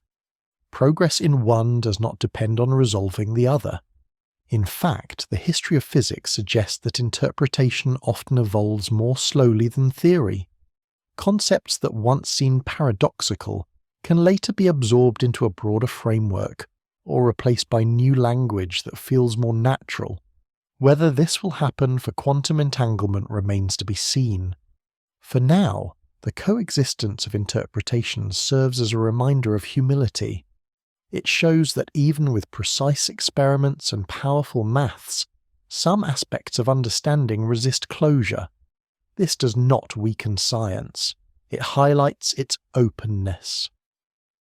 Entanglement does not demand a single story about reality. It demands consistency with evidence. Within that boundary, multiple stories remain possible. The task of physics is not to choose the most comforting one, but to ensure that any story told respects what has been measured. With that in mind, attention can begin to widen. Interpretations shape how entanglement is conceptualized, but they do not alter its consequences. The next step is to consider what entanglement implies beyond foundational debates, in areas where theory meets application and where these strange correlations begin to matter in practical and conceptual ways beyond the laboratory. Entanglement does more than challenge ideas about particles and distance. It quietly reshapes how physicists think about information itself, not information as messages, words, or symbols, but information as something physical, something that can be stored, shared, and transformed by the laws of nature. In everyday life, information is usually imagined as something that travels. A sound moves through air. A signal moves along a wire. A message is sent from one place to another. Classical physics fits comfortably with this picture. Information is carried by physical systems, and it moves through space over time. Quantum entanglement complicates this story. Experiments show correlations between distant systems that cannot be explained by any exchange of signals at the time of measurement. Yet these correlations do not allow messages to be sent. Something is shared, but nothing is transmitted. This forces a more careful distinction between correlation and communication. Correlation describes a relationship between outcomes. Communication requires control. In entangled systems, outcomes are linked, but they are not chosen. An observer cannot decide which result will appear when measuring a particle. Because of this lack of control, entanglement cannot be used to encode or send information in the ordinary sense. The correlations are real, but they are not a channel. This distinction is central to how physicists talk about information. In physics, information is treated operationally. That means it is defined by what can be done with it. Can it be copied? Can it be transmitted? Can it be used to predict future outcomes? From this perspective, entanglement provides correlations without providing a usable signal. This insight helped resolve early confusion. At first glance, entanglement seems to imply instantaneous influence. One measurement appears to be linked to another across distance. But when analysed carefully, no new information is created at the moment of measurement. Each observer sees a random outcome. The correlation only becomes apparent when results are later compared using ordinary communication.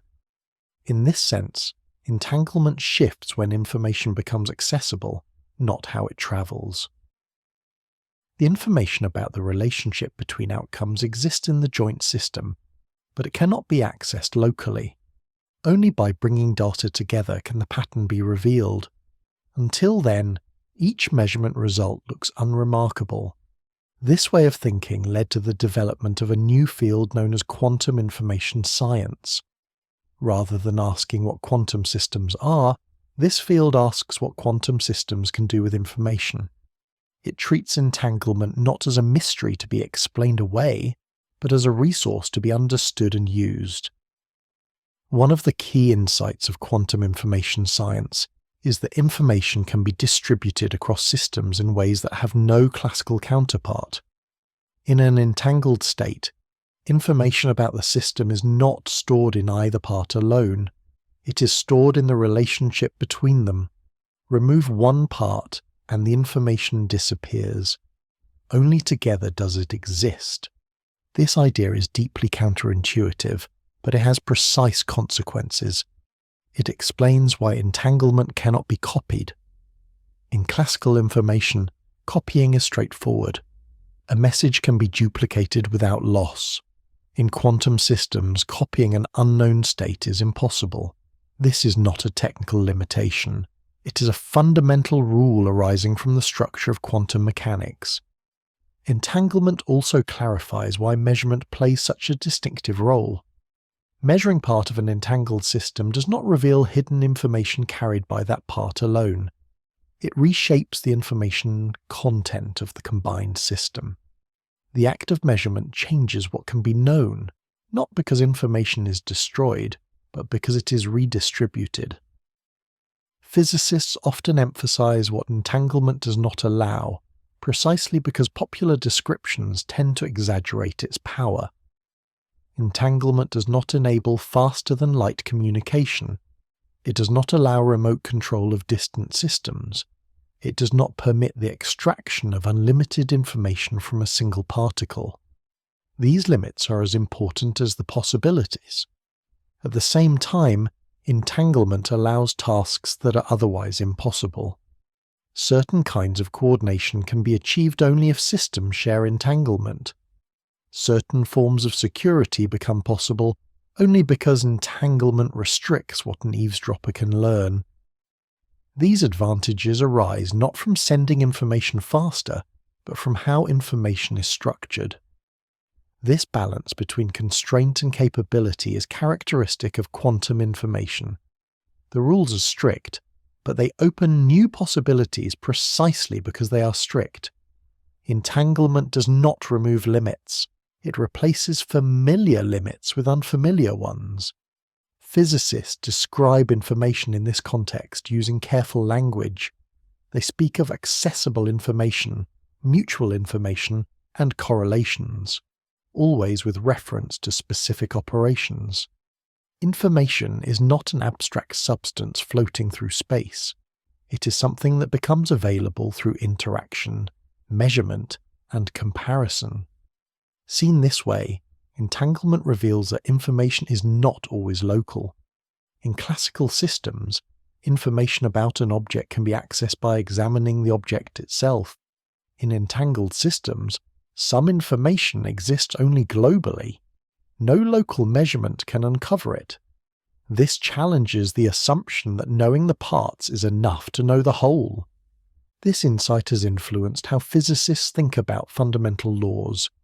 It suggests that relationships may be just as fundamental as objects.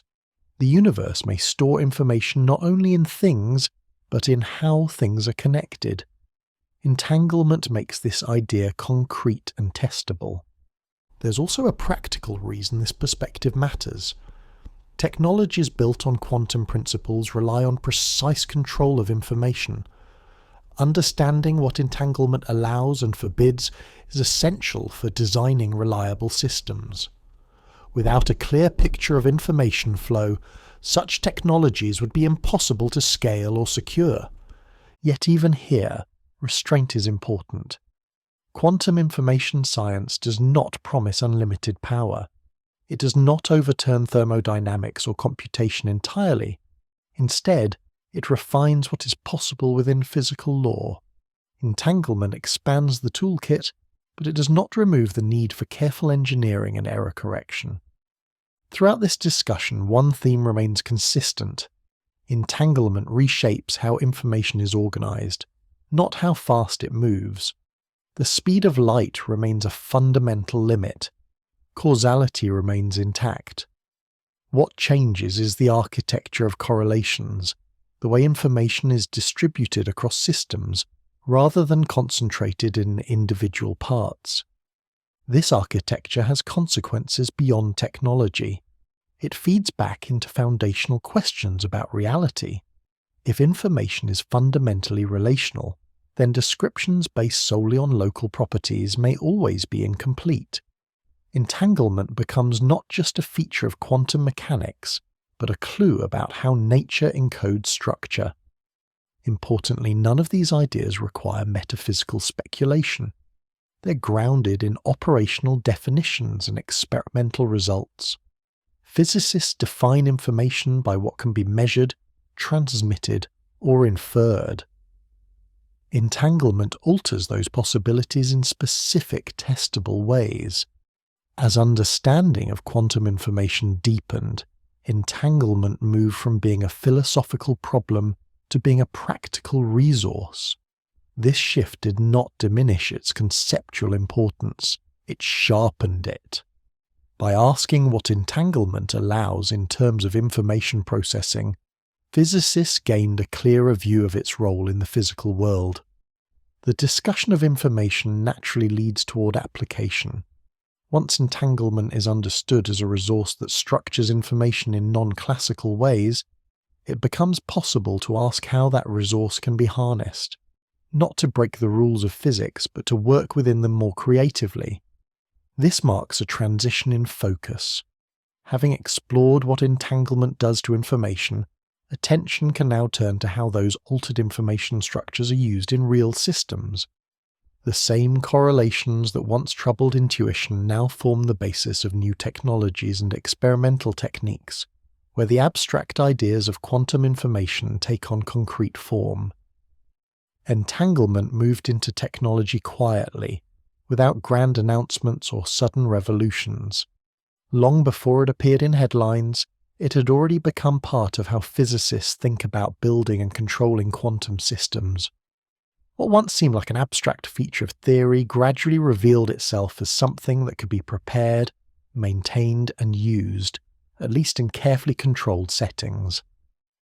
One of the most discussed areas where entanglement plays a role is quantum computing.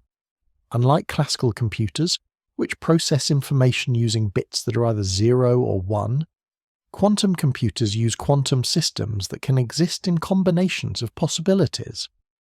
Entanglement allows these systems to share information in ways that classical bits cannot.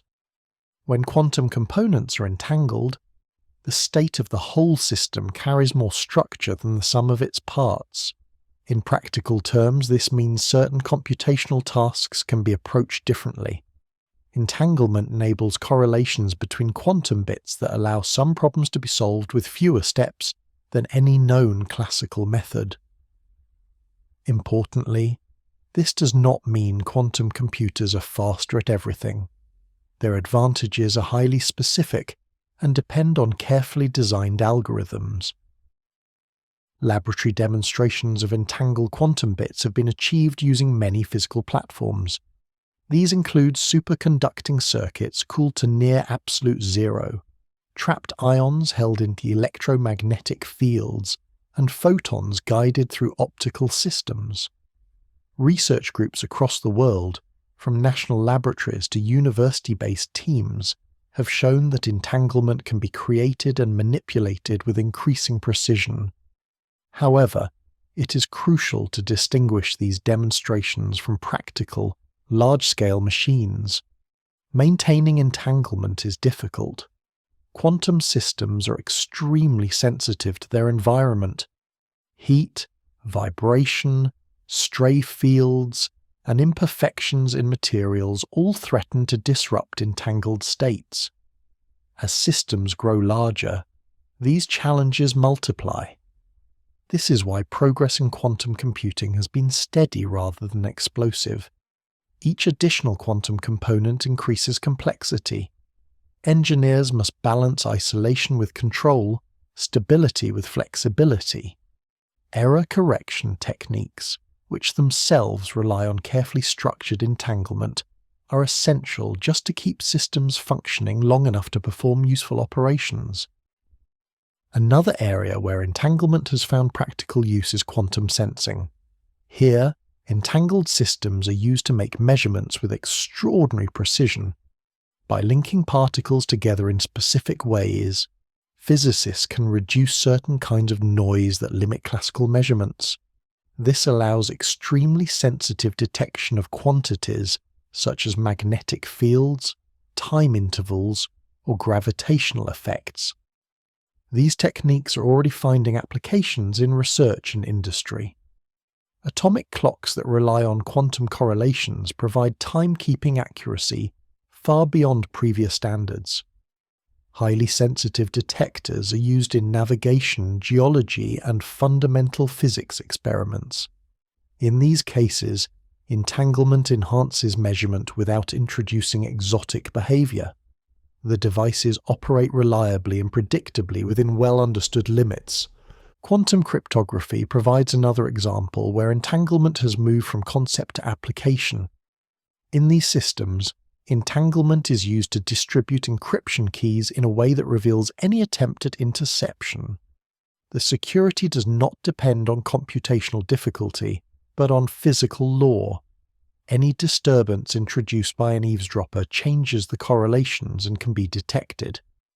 Practical quantum communication systems have been demonstrated over increasing distances, including links between ground stations and satellites. International collaborations have played a central role here, combining expertise in optics, engineering, and information theory. These efforts show how entanglement can be maintained and verified even outside laboratory conditions. Despite these successes, it is important to avoid exaggeration. Quantum cryptography does not make communication invulnerable in all respects. It addresses specific vulnerabilities while leaving others untouched. Secure systems still depend on careful implementation, trusted hardware, and sound protocols. Entanglement strengthens security, but it does not replace good engineering practice. Across all these technologies, one theme is consistent. Entanglement is powerful but fragile. Creating it is only part of the challenge. Preserving it long enough to be useful is often harder. Scaling systems while maintaining reliability remains one of the central engineering problems of the field. This is where realism becomes essential. Popular descriptions sometimes suggest that quantum technology will rapidly replace classical systems or solve all computational problems. Physicists working in the field are far more cautious. They understand both the promise and the limitations. Progress is measured in incremental improvements, not sweeping transformations. Research institutions play a crucial role in this steady advance. Large-scale facilities provide the infrastructure needed for precision experiments. Universities contribute theoretical insight and training. Industry partners help translate laboratory techniques into robust devices. Collaboration across borders is common, reflecting the shared challenges involved. International projects have demonstrated that progress depends on coordination as much as innovation. Standardizing components, sharing data, and cross-checking results all contribute to reliability. Entanglement-based technologies benefit from the same scientific culture that established quantum mechanics itself, one built on repetition and verification. It's also worth noting that many applications of entanglement remain experimental. Prototypes exist. Proofs of principle have been demonstrated. But deploying these systems widely requires solving problems of cost, durability, and integration with existing infrastructure. This process takes time. Engineers working on quantum devices often describe their work less in terms of breakthroughs and more in terms of refinement, improving coherence times, reducing error rates, enhancing fabrication techniques. These are not glamorous tasks, but they determine whether entanglement remains a laboratory curiosity or becomes a dependable tool. The gap between demonstration and deployment is especially clear in quantum computing. While small-scale processors exist, building machines with thousands or millions of reliable quantum components remains an open challenge. Entanglement must be generated and maintained across large systems without collapsing under noise.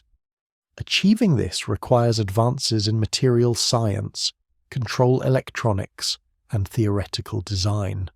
This does not diminish the significance of current achievements, it places them in context. The history of technology shows that transformative tools often spend decades in development before reaching maturity. Quantum technology is following a similar path, guided by careful experimentation rather than hype. One of the reasons entanglement has proven useful is that it aligns naturally with the operational view of physics. It provides concrete advantages within well-defined constraints. It does not require abandoning existing physical laws. It works within them, exploiting features that were previously considered inconvenient or strange. At the same time, these technologies reinforce the lessons learned from foundational experiments. Entanglement enables coordination without communication. It enhances precision without enabling control at distance. It offers power, but only under strict rules. Each application reflects the same balance observed in laboratory tests. As quantum technologies mature, they continue to inform fundamental understanding. practical challenges highlight which aspects of entanglement are robust and which are delicate. Engineering problems feed back into theory, refining models of decoherence and interaction.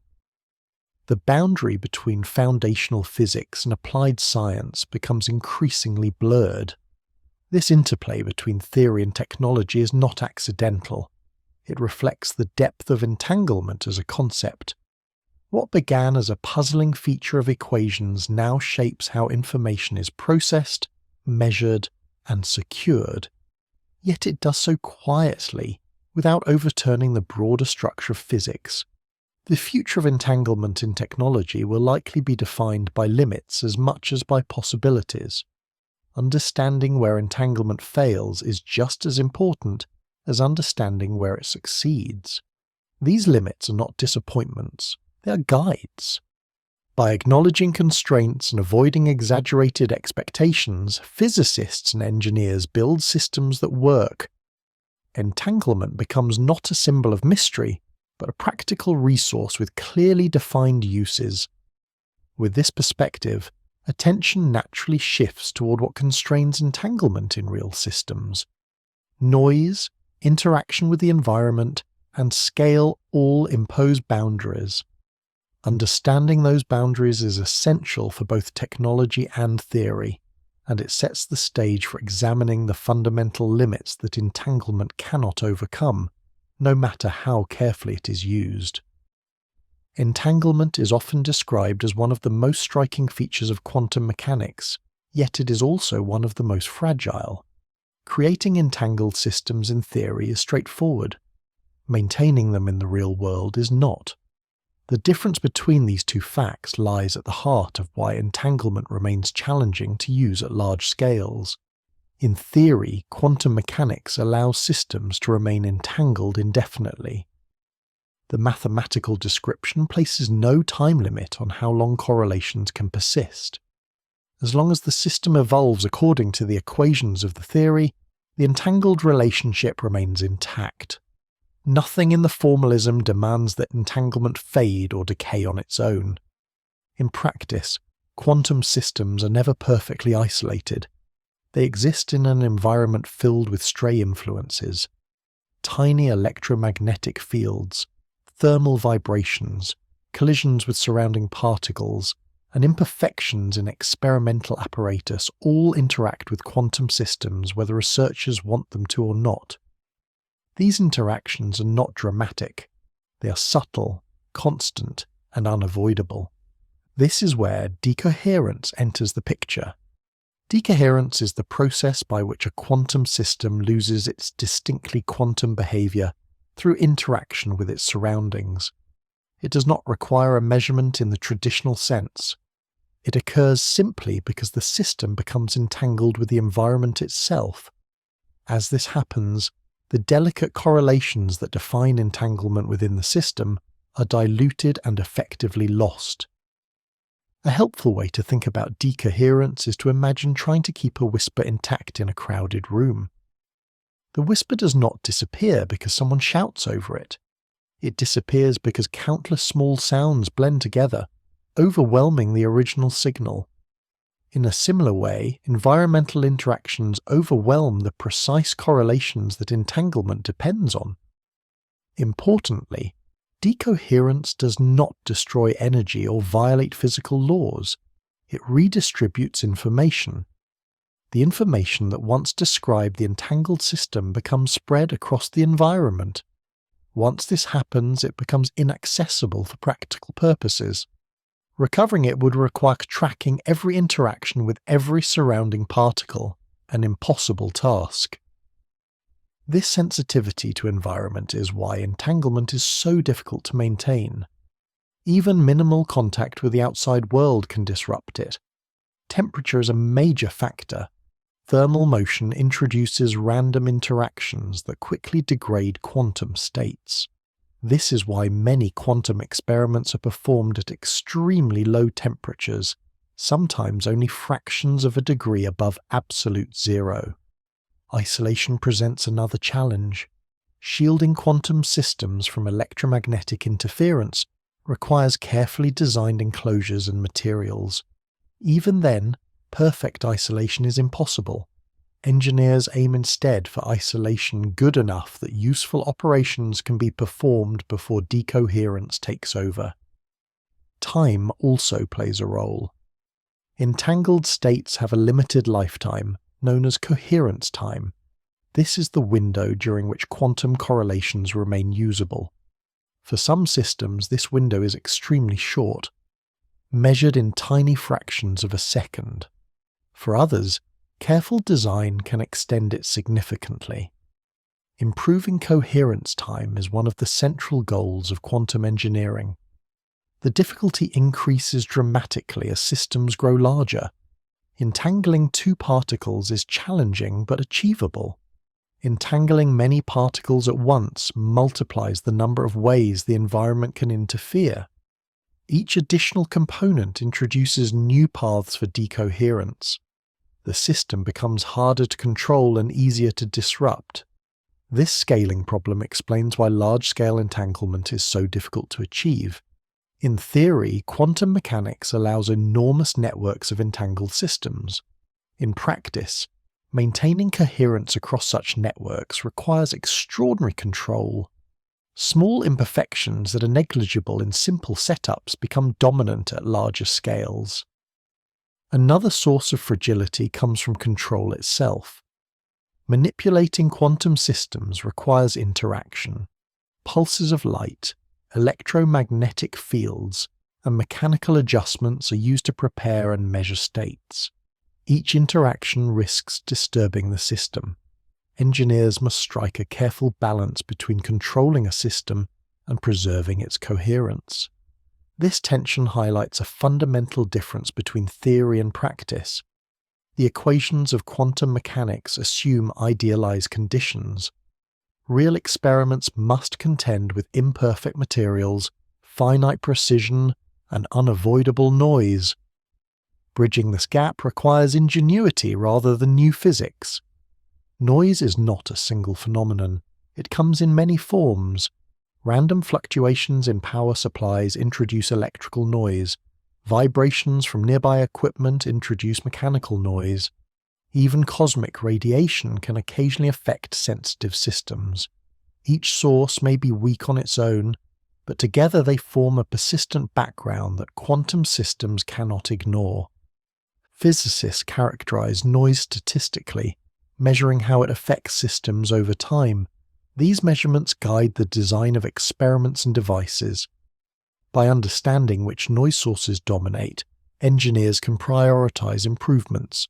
Sometimes shielding helps, sometimes cooling helps, sometimes entirely new system designs are required. This realistic approach tempers expectations. Entanglement is not a magical state that persists regardless of circumstance. It is a condition that must be actively protected. This does not diminish its importance, it clarifies its nature. The contrast between theory and practice is especially clear when comparing simulations to experiments. On paper, entangled systems behave cleanly and predictably. In the laboratory, researchers spend much of their effort dealing with imperfections. Progress often comes not from new ideas, but from incremental reductions in noise and error. Despite these challenges, significant advances have been made. Improved materials reduce unwanted interactions. Better fabrication techniques produce more uniform components. Sophisticated error mitigation strategies help preserve coherence longer than previously possible. Each improvement extends the range of what can be done with entanglement. Still, there are limits. No system can be perfectly isolated. No environment can be completely eliminated. These constraints are not failures of technology. They are features of the physical world. Understanding these limits is essential for maintaining realism. Entanglement will not scale effortlessly to arbitrary sizes. It will not behave identically in all contexts. Recognizing this prevents disappointment and guides productive research. It also deepens understanding of quantum mechanics itself. Decoherence provides insight into why the macroscopic world appears classical. Large objects interact so strongly with their environments that quantum correlations are suppressed almost instantly. Entanglement exists, but it is spread so widely that it becomes invisible. In this sense, fragility is not a flaw.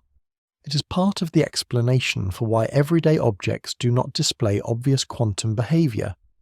The same processes that make entanglement difficult to maintain also give rise to the stable, predictable world experienced at human scales.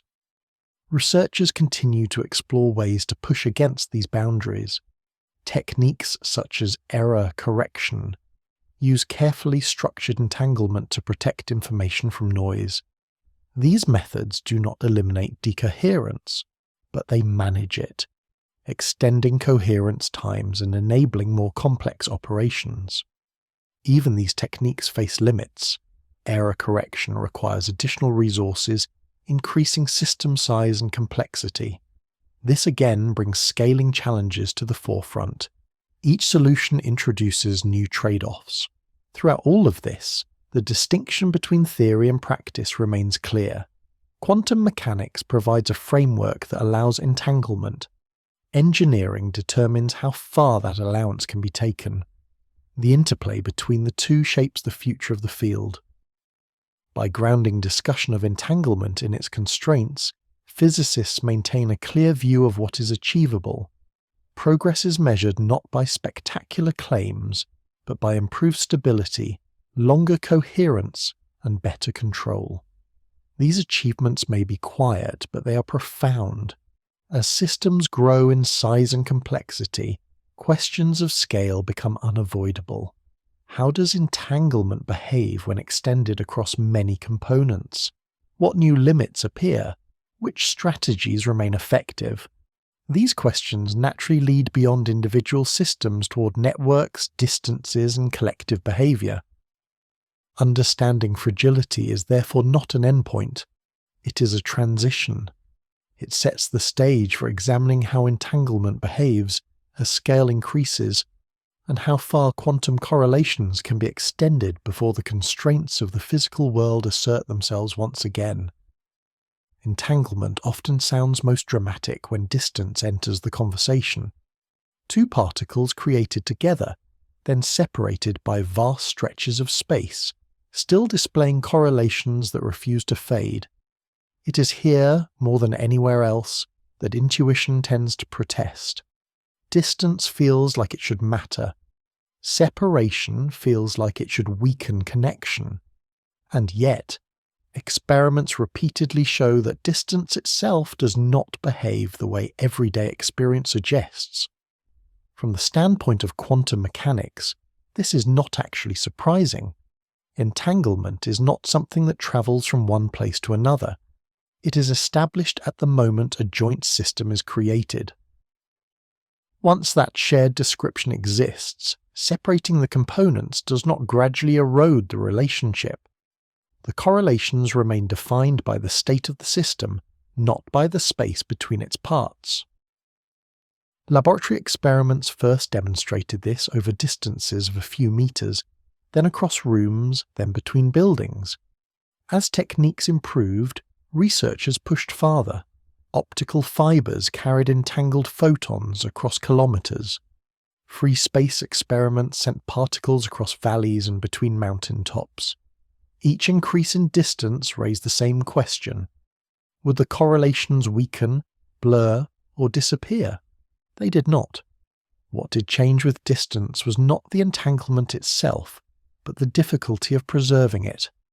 Longer distances introduce more opportunities for loss, noise, and environmental interaction. Photons can be absorbed or scattered. Timing becomes harder to control. Alignment becomes more delicate. These are practical challenges, not fundamental ones. When experiments succeed in delivering entangled particles intact, the correlations remain just as strong. This distinction is crucial. Distance does not degrade entanglement in principle. It complicates its preservation in practice. When an experiment fails at long range, it is because the system has been disturbed, not because space itself has diluted the quantum relationship. Some of the most striking demonstrations of long-distance entanglement have involved satellites. In these experiments, entangled photons are generated on Earth or in orbit, then sent to widely separated ground stations. The distances involved can span hundreds or even thousands of kilometers. From a human perspective, this is immense. From the perspective of the quantum state, it is irrelevant. Results from these experiments show the same pattern seen in laboratory tests. Measurement outcomes remain correlated in exactly the way quantum mechanics predicts. Bell inequality violations persist. No signal passes between stations faster than light. The correlations appear when data is later compared using ordinary communication. Using satellites introduces unique challenges. Atmospheric turbulence can distort light. Weather can interrupt transmission. Precise tracking is required to keep optical links aligned as satellites move rapidly across the sky. Overcoming these challenges requires sophisticated engineering and international collaboration. Institutions across the world have contributed to these efforts, combining expertise in optics, timing, navigation, and data analysis. These experiments are not quick demonstrations. They are carefully planned campaigns, often repeated many times to ensure reliability. Their success reflects not only quantum theory, but decades of technological development. What these long baseline experiments clarify is what distance does not do. It does not introduce delays into entanglement itself. It does not weaken correlations. It does not create opportunities for communication outside known physical limits. Distance changes logistics, not laws. Scale comparisons help make this clearer. Consider two clocks synchronized on Earth, then carried far apart. Their synchronization does not slowly decay simply because they are separated. What matters is whether something disturbs them. Entanglement behaves similarly. Once established, separation alone does not undo it. Of course, the analogy has limits. Entangled systems are not clocks, and their correlations are not classical synchronization. But the comparison helps shift attention away from space as an active agent. Space does not stretch or strain entanglement. It simply provides room for systems to exist apart. This understanding also helps avoid a common misconception. When entanglement spans large distances, it is tempting to imagine a hidden influence reaching across space. Experiments consistently rule this out. The correlations appear without any observable exchange at the moment of measurement. No matter how far apart the systems are, no controllable effect travels between them. The speed of light remains a firm boundary. Information about measurement outcomes still travels through conventional channels. Only after results are compared does the full pattern emerge. Until then, each observer sees random outcomes, indistinguishable from any other quantum measurement. Distance, then, does not grant entanglement new powers.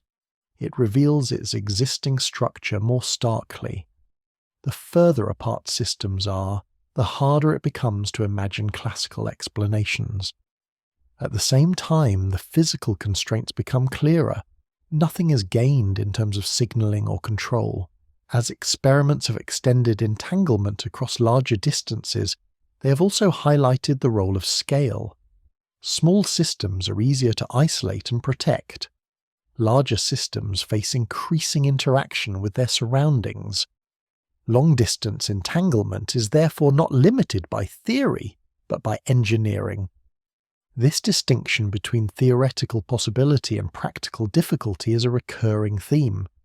Quantum mechanics allows entanglement across arbitrary distances. The universe does not forbid it. But implementing it requires managing loss, noise, and timing with extreme precision. These challenges grow with scale. Understanding this prevents exaggeration. Entanglement does not imply that the universe is stitched together by instantaneous connections.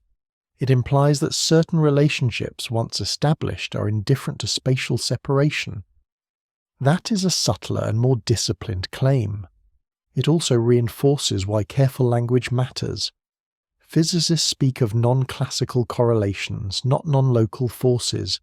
They speak of shared states, not invisible signals. This precision keeps discussion grounded in what experiments actually show. As distance increases, another question naturally arises. If entanglement can span such large scales, what does that imply about the structure of reality itself? Does space lose its fundamental role? Are relationships more basic than locations? Physicists approach these questions cautiously. The experiments themselves do not answer them directly. They show that spatial separation does not exhaust the description of a system. They do not say that space is irrelevant or illusory. They simply show that it is not the only organizing principle at work. Scale also invites humility. At human scales, quantum effects are almost always washed out by interaction with the environment. Entanglement exists everywhere in principle, but it becomes inaccessible almost instantly for large objects.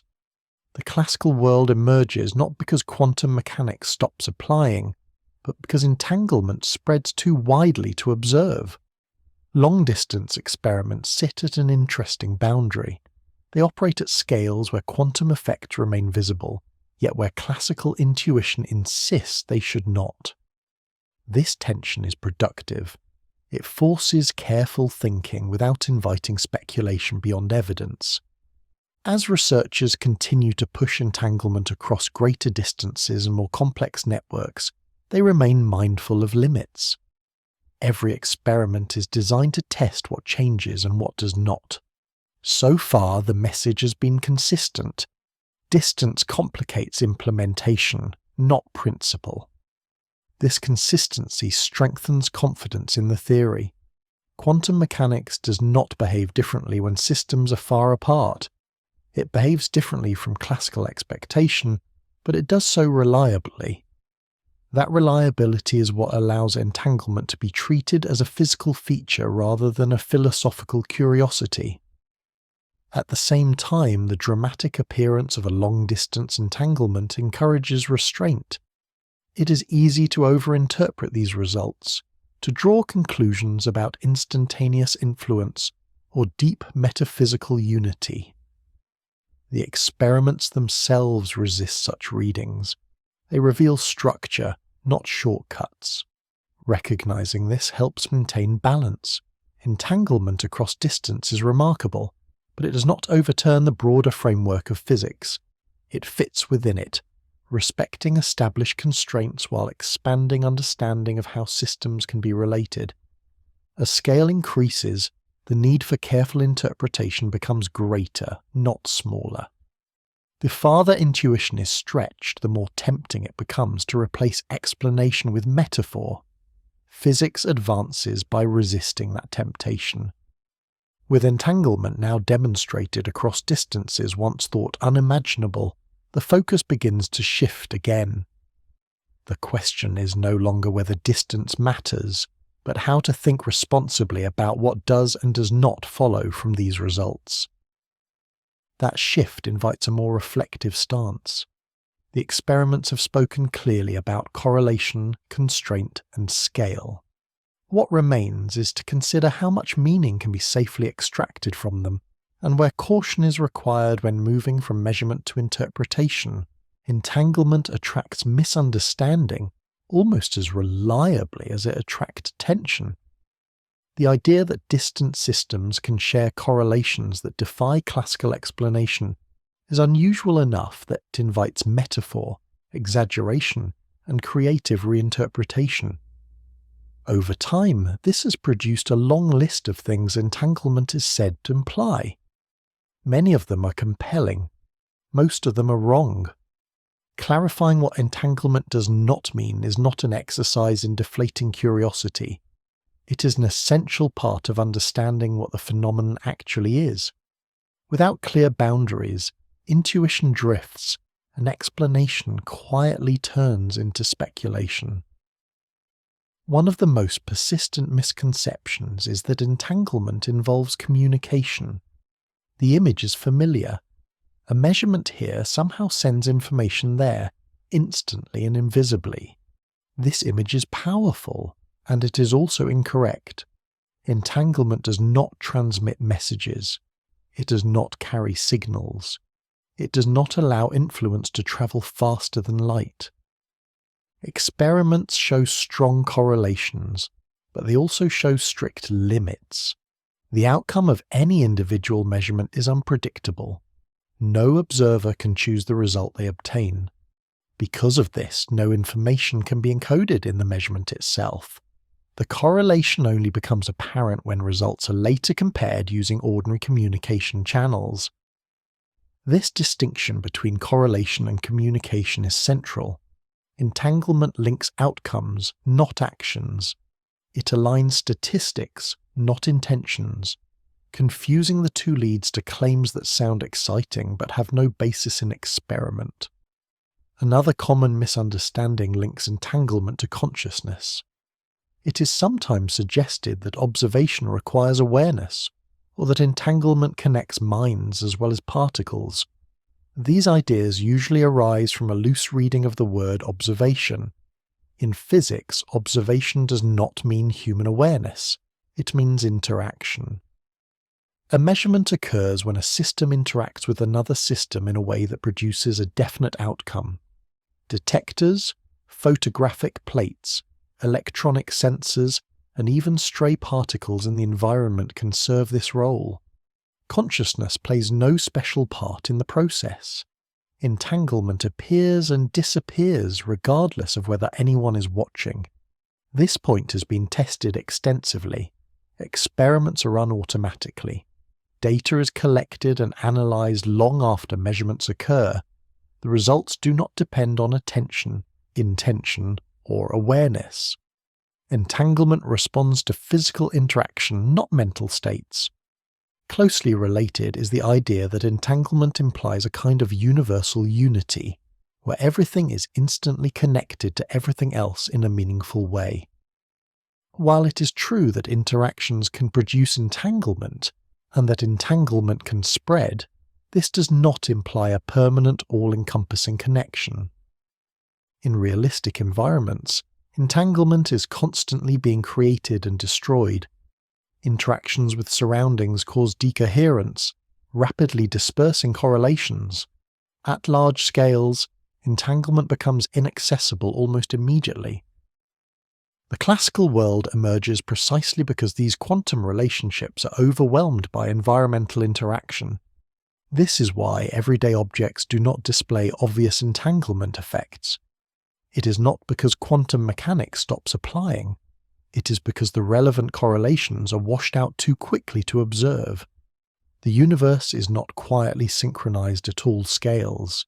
It is noisy, interactive, and dynamic. Another misunderstanding concerns causality. Entanglement is sometimes described as allowing effects to occur without causes, or causes to act backward in time. This language arises from the surprise of seeing correlated outcomes without an obvious mechanism connecting them. In reality, causality remains intact. Each measurement outcome has a cause in the interaction between system and apparatus.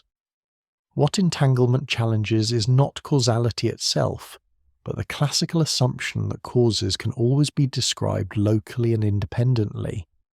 The correlations reflect shared preparation, not retroactive influence. No experiment has ever shown a violation of causal order. Events still occur in time. Signals still propagate at finite speeds.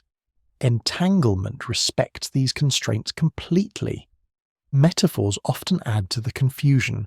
Phrases like spooky action, invisible threads, or quantum magic are memorable, but they obscure more than they clarify. They suggest forces and influences that do not exist. Entanglement does not pull, push, whisper, or coordinate. It describes how probabilities are structured within a system. This does not mean metaphor should be avoided entirely. Metaphor can help build intuition, but it must be handled carefully. When metaphor replaces mechanism, understanding suffers. The goal is not to make entanglement feel mysterious, but to make it feel precise. Another claim sometimes encountered is that entanglement undermines reality itself, implying that nothing exists until it is observed. This interpretation goes beyond what experiments support. Quantum mechanics describes how measurement outcomes are predicted. It does not require denying the existence of an external world. Different interpretations of the theory offer different answers to questions about underlying reality, but none of them require abandoning the idea that something exists independently of observation. What they question is how properties should be described prior to measurement, not whether the world exists at all. It is also important to separate entanglement from randomness. Quantum outcomes are probabilistic, but entanglement is not simply randomness. It is structured randomness. The outcomes are unpredictable individually, but their relationships are tightly constrained. This combination of uncertainty and order is what makes entanglement distinctive. Misunderstanding this leads to the idea that anything can happen in quantum mechanics. In fact, quantum mechanics is highly restrictive. It forbids far more behaviors than it allows. Entanglement does not open the door to arbitrary outcomes. It imposes specific patterns that must be respected. Popular accounts sometimes suggest that entanglement can be used to explain unexplained phenomena in psychology, biology, or everyday experience. These claims almost always rest on misunderstanding scale. Quantum effects dominate at microscopic levels. At macroscopic scales, environmental interaction suppresses them almost instantly. This does not mean quantum mechanics is irrelevant to biology or chemistry. It plays a role in molecular interactions and energy transfer. But invoking entanglement to explain consciousness, intention, or coincidence stretches the concept beyond its domain. Physicists are careful about this boundary not out of defensiveness, but out of respect for evidence. Expanding a concept beyond where it applies does not deepen understanding. It blurs it. Clarifying what entanglement does not mean also protects the credibility of what it does mean. Entanglement is remarkable without embellishment. It challenges classical ideas of separability. It reshapes how information is understood. It enables new technologies within strict limits. None of this requires exaggeration. Helping intuition recalibrate is part of the process. Classical intuition evolved in a world where objects are large, warm, and constantly interacting. Quantum behavior emerges in regimes far removed from those conditions. Expecting intuition to transfer unchanged leads to confusion.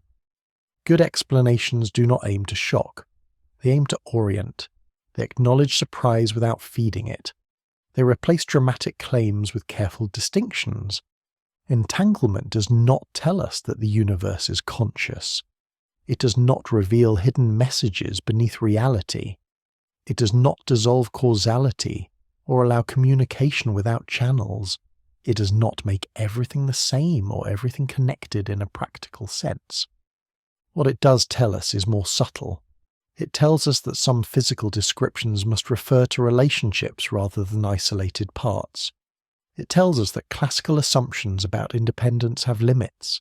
It tells us that information can be distributed in ways that defy everyday expectations. Separating these grounded insights from metaphor protects both science and curiosity. It allows the phenomenon to remain strange without becoming vague. It keeps wonder anchored to evidence. As misconceptions are stripped away, what remains is a clearer view of entanglement's role in physics.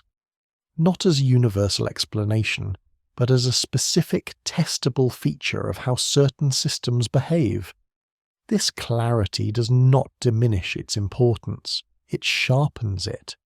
With boundaries drawn and misunderstandings addressed, the picture becomes more coherent. Entanglement can be placed alongside other physical principles, understood in terms of what it allows and what it forbids. This sets the stage for synthesis. Having explored theory, experiment, interpretation, application, and limitation, it becomes possible to step back and ask how these pieces fit together. What kind of understanding emerges when entanglement is seen not as an isolated curiosity, but as part of a broader, disciplined picture of the physical world? Entanglement can feel like a dramatic outlier when encountered in isolation, a strange rule tucked away in the corner of quantum mechanics. But when placed back into the wider structure of modern physics, it becomes something quieter and more integrated. It is not an exception to physical law. It is a natural consequence of how those laws are written and how they interact with one another. Modern physics is built from layers. At large scales, classical mechanics and relativity describe motion, gravity, and space-time with extraordinary accuracy. At smaller scales, quantum mechanics governs the behavior of particles, fields, and interactions. These layers do not contradict one another. They apply in different regimes, overlapping smoothly rather than colliding. Entanglement lives comfortably within this layered structure. It arises whenever quantum systems interact and then separate, which is not a special circumstance. Interactions are the foundation of physics. Forces, collisions, emissions, and absorptions all involve interaction. Entanglement is simply one of the ways quantum theory keeps track of what interaction leaves behind. Seen this way, entanglement is not an added feature bolted onto quantum mechanics. It is built into the core description of how systems combine. When quantum systems interact, the mathematics does not permit a clean separation into independent parts unless very specific conditions are met. Entanglement is the default outcome, not an anomaly. This perspective becomes clearer when entanglement is viewed through the lens of quantum field theory. In this framework, particles are not treated as isolated objects moving through empty space. They are treated as excitations of underlying fields that extend throughout space-time. Interactions occur locally, but the fields themselves are continuous and pervasive. Within quantum field theory, entanglement emerges naturally from how fields interact and exchange energy. When particles are created together or interact through a shared field, the resulting state reflects that shared history. The correlations encoded in entanglement are a record of interaction, not a mysterious add-on. This helps explain why entanglement respects locality, even while challenging classical intuition. Interactions occur at specific points in space-time. Nothing jumps across space. The correlations appear later because the systems carry a shared description forward in time.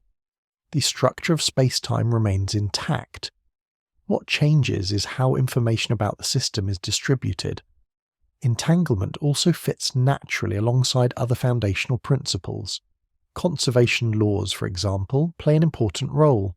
When two particles are produced together, conservation of energy, momentum, or other quantities can link their properties. In quantum mechanics, these links are expressed through entanglement rather than fixed values. The principle remains, the expression changes. The same is true for symmetry. Modern physics relies heavily on symmetry principles to determine which interactions are allowed. These symmetries shape the structure of quantum states, including entangled ones. Entanglement does not break symmetry. It reflects it. Placing entanglement within this broader context helps dispel the idea that it stands apart from the rest of physics. It does not undermine established theories. It extends them. The same mathematical framework that predicts entanglement also predicts atomic structure, chemical behavior, and the stability of matter. These successes are not separate achievements. They are manifestations of a single coherent description. This coherence is part of why physicists are comfortable with entanglement despite its counterintuitive nature. It does not require rewriting physical law. It requires learning to read those laws differently. What once seemed like an uncomfortable implication becomes an expected feature once the full structure is taken into account. Entanglement also plays a role in unifying different areas of physics. It connects questions about information, measurement, and interaction that once seemed distinct. Techniques developed to study entanglement inform research in condensed matter physics, particle physics, and cosmology. Concepts travel between fields, enriching each in turn. In condensed matter systems, for example, entanglement helps describe collective behavior in materials. Properties of solids, superconductors, and exotic faces of matter can be understood in terms of how large numbers of particles share quantum correlations. Here, entanglement is not a curiosity. It is a practical tool for understanding complex systems. In high-energy physics, entanglement has become a way to probe deep questions about space-time and gravity. While these connections remain an active area of research, they illustrate how entanglement serves as a bridge between seemingly distant domains. It links the quantum description of matter to broader questions about structure and geometry. What makes these connections possible is the cumulative nature of physics. New concepts rarely replace old ones entirely. They refine, extend, and reorganize understanding. Entanglement did not discard classical physics. It clarified the conditions under which classical descriptions apply. This cumulative view also explains why entanglement does not disrupt everyday experience. At macroscopic scales, interactions with the environment suppress observable quantum correlations almost instantly. Classical behavior emerges naturally from quantum rules under realistic conditions. The layers of physics align rather than conflict. Understanding this helps maintain balance. Entanglement is fundamental, but it is not omnipresent in a way that overrides other principles. It operates within constraints set by scale, interaction, and environment.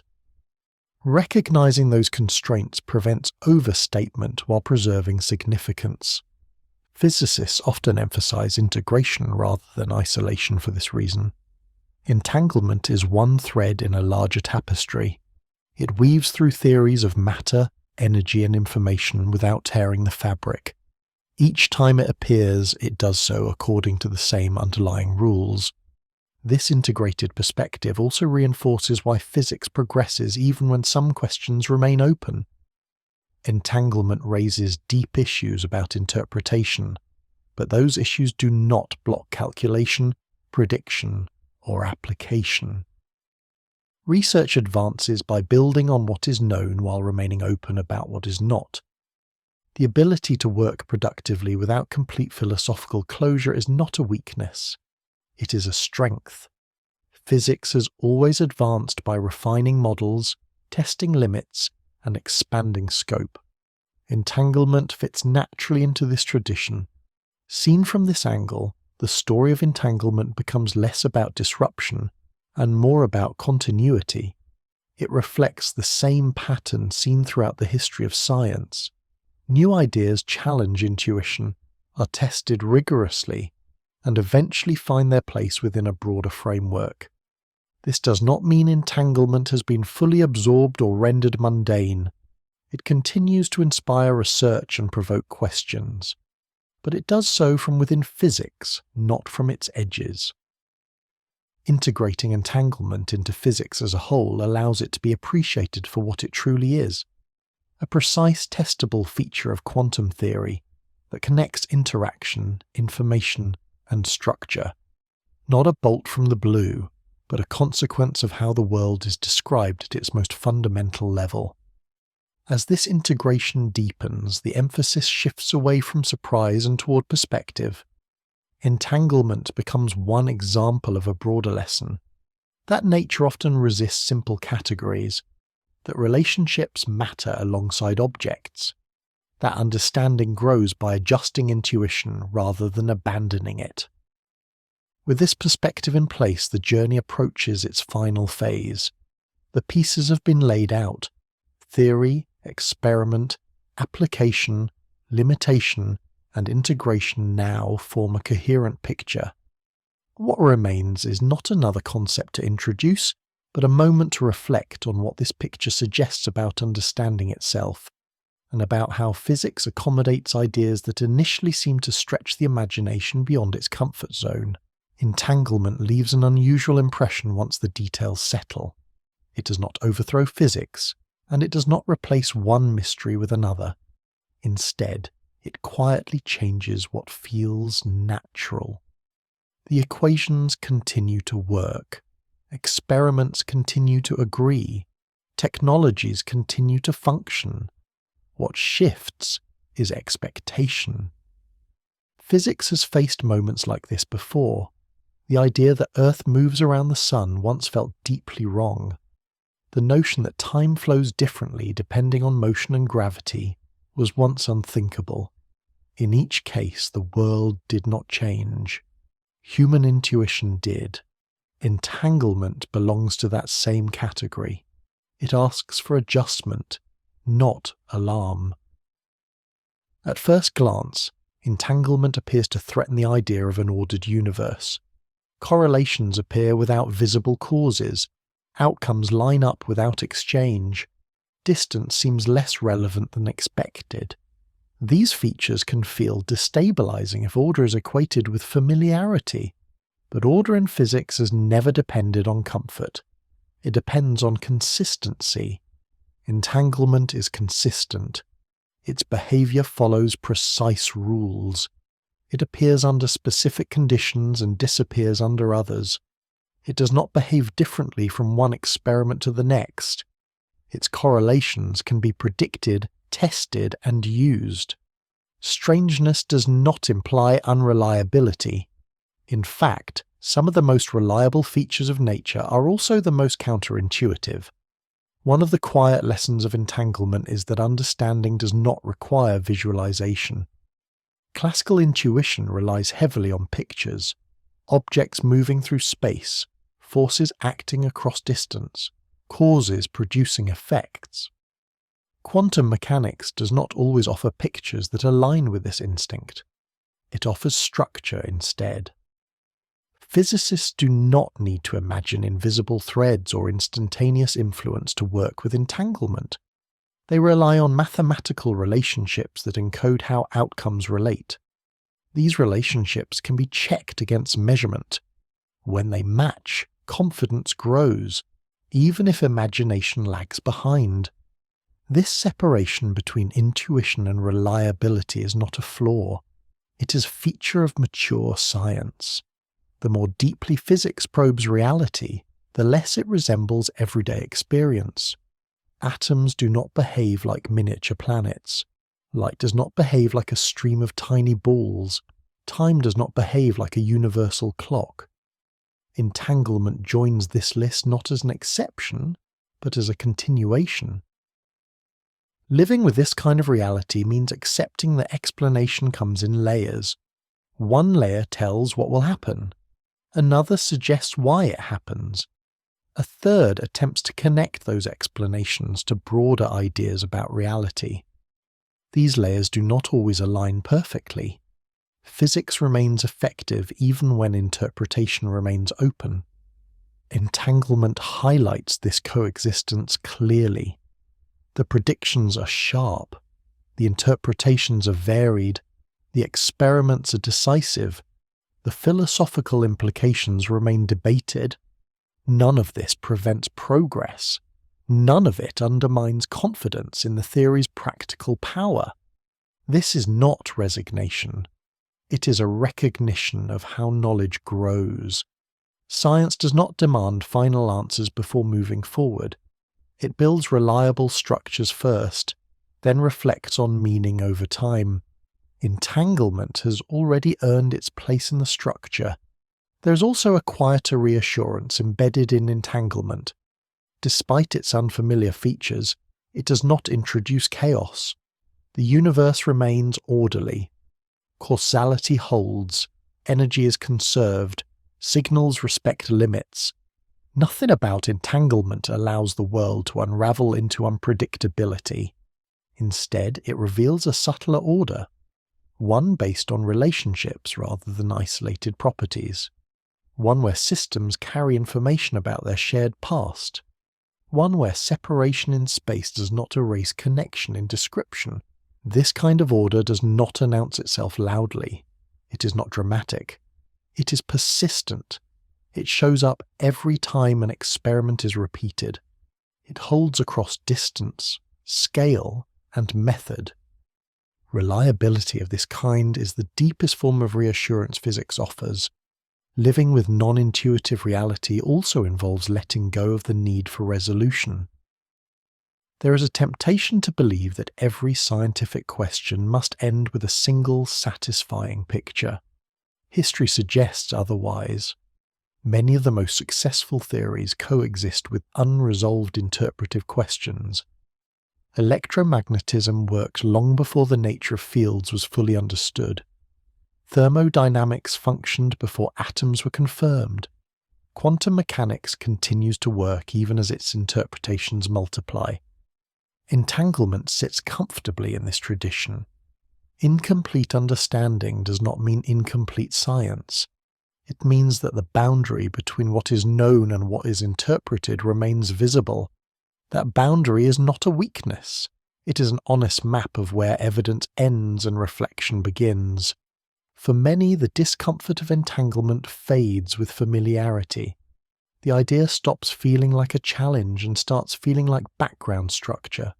Just as relativity quietly shapes navigation systems and timekeeping, entanglement quietly shapes how quantum systems are understood and used. This normalization does not dull curiosity, it redirects it. Once the shock subsides, attention shifts from whether entanglement is strange to what it can illuminate. How does it shape collective behavior? How does it limit information flow? How does it interact with space-time? These questions are constructive rather than reactive. Calm acceptance does not mean indifference. It means trusting the process that brought understanding this far. Entanglement was once a theoretical oddity. It became an experimental challenge. It became a technological resource. It is now an integrated principle. That arc is characteristic of physics. Ideas begin as unsettling. They become testable. They become reliable. Eventually they become ordinary, not because they are simple, but because they are understood within context. Entanglement also offers a subtle lesson about humility. It reminds us that intuition is shaped by scale and experience, not by fundamental truth. The universe is under no obligation to align with human expectations. Physics progresses by refining expectations, not by insisting on them. This humility does not weaken confidence, it strengthens it. When theories continue to work despite stretching intuition, trust grows. The success of entanglement-based predictions across decades of testing earns a kind of quiet authority. There is also comfort in the restraint entanglement imposes. It allows surprising correlations but forbids communication without channels. It permits non-classical relationships but preserves causal structure. It expands possibility while enforcing limits. That balance is characteristic of a stable theory, not a disruptive one. Seen this way, entanglement is less a rupture and more a reminder that reality can be orderly without being familiar. That explanation can be precise without being visual, that science can move forward without waiting for philosophical closure. Living with non-intuitive reality becomes easier when this pattern is recognized. Physics does not demand belief in paradox, it demands attention to evidence. When evidence accumulates, intuition adapts. Entanglement does not ask anyone to abandon common sense in daily life. Tables remain solid, signals remain finite, causes precede effects. The quantum world does not intrude where it does not apply. It remains layered beneath experience, shaping it without disrupting it. This layered view is perhaps the most calming takeaway. The universe accommodates many descriptions at once, each valid within its domain. Classical intuition governs everyday life. Quantum mechanics governs microscopic systems. Entanglement governs relationships between quantum systems. Each has its place. There is no need to resolve entanglement into something familiar. Familiarity is not the measure of truth. Reliability is, and by that measure, entanglement has earned its position. As this exploration draws toward its close, the emphasis shifts from explanation to perspective. Entanglement is no longer a question demanding an answer. It is a feature to live alongside. It shapes understanding without demanding finality. The universe does not insist on being intuitive. It insists on being consistent. Physics meets that insistence by adjusting language, refining models, and accepting limits where they exist. Entanglement fits within that approach naturally. It challenges, but it does not threaten. It surprises, but it does not destabilize. It invites thought, but it does not require resolution. Living with non-intuitive reality, then, is not a burden. It is the ordinary condition of doing physics at depth. Entanglement simply makes that condition visible. With this perspective in place, the remaining task is not to solve entanglement, but to situate it, to see it as one thread in a larger ordered fabric, a fabric that continues to hold even as understanding stretches. That quiet stability, more than any dramatic implication, is what entanglement ultimately reveals about the universe. Quantum entanglement began this journey as something unsettling, a feature of physics that seemed to resist common sense. By now, it no longer needs that framing. It does not stand apart as an exception or an anomaly. It sits comfortably within the structure of modern science, tested, refined, and understood well enough to be trusted, even if not fully resolved. What entanglement shows most clearly is not that the universe is chaotic or unknowable, but that it is organized in ways that do not always match everyday intuition. The world at its smallest scales does not divide neatly into independent pieces. Relationships matter. Shared histories matter. Descriptions sometimes belong to systems rather than to parts. None of this undermines order. It reveals a different kind of order, one that remains consistent across experiment after experiment. Throughout physics, this pattern repeats. Familiar ideas give way to more accurate ones. Certainty is replaced with precision. Visual comfort yields to mathematical reliability. Entanglement follows this path closely. It did not overthrow established science. It sharpened it. It exposed assumptions that had gone unquestioned and showed where they no longer applied. Importantly, entanglement did not weaken confidence in physics, it strengthened it. The theory predicted correlations that seemed implausible. Experiments tested them carefully. The results matched. Over time, repetition replaced surprise. Reliability replaced doubt. This is how trust is built in science, not through dramatic claims, but through consistency. Understanding in this context does not require final answers. Physics has never waited for philosophical closure before moving forward. It advances by building models that work, refining them when needed, and remaining honest about what remains open.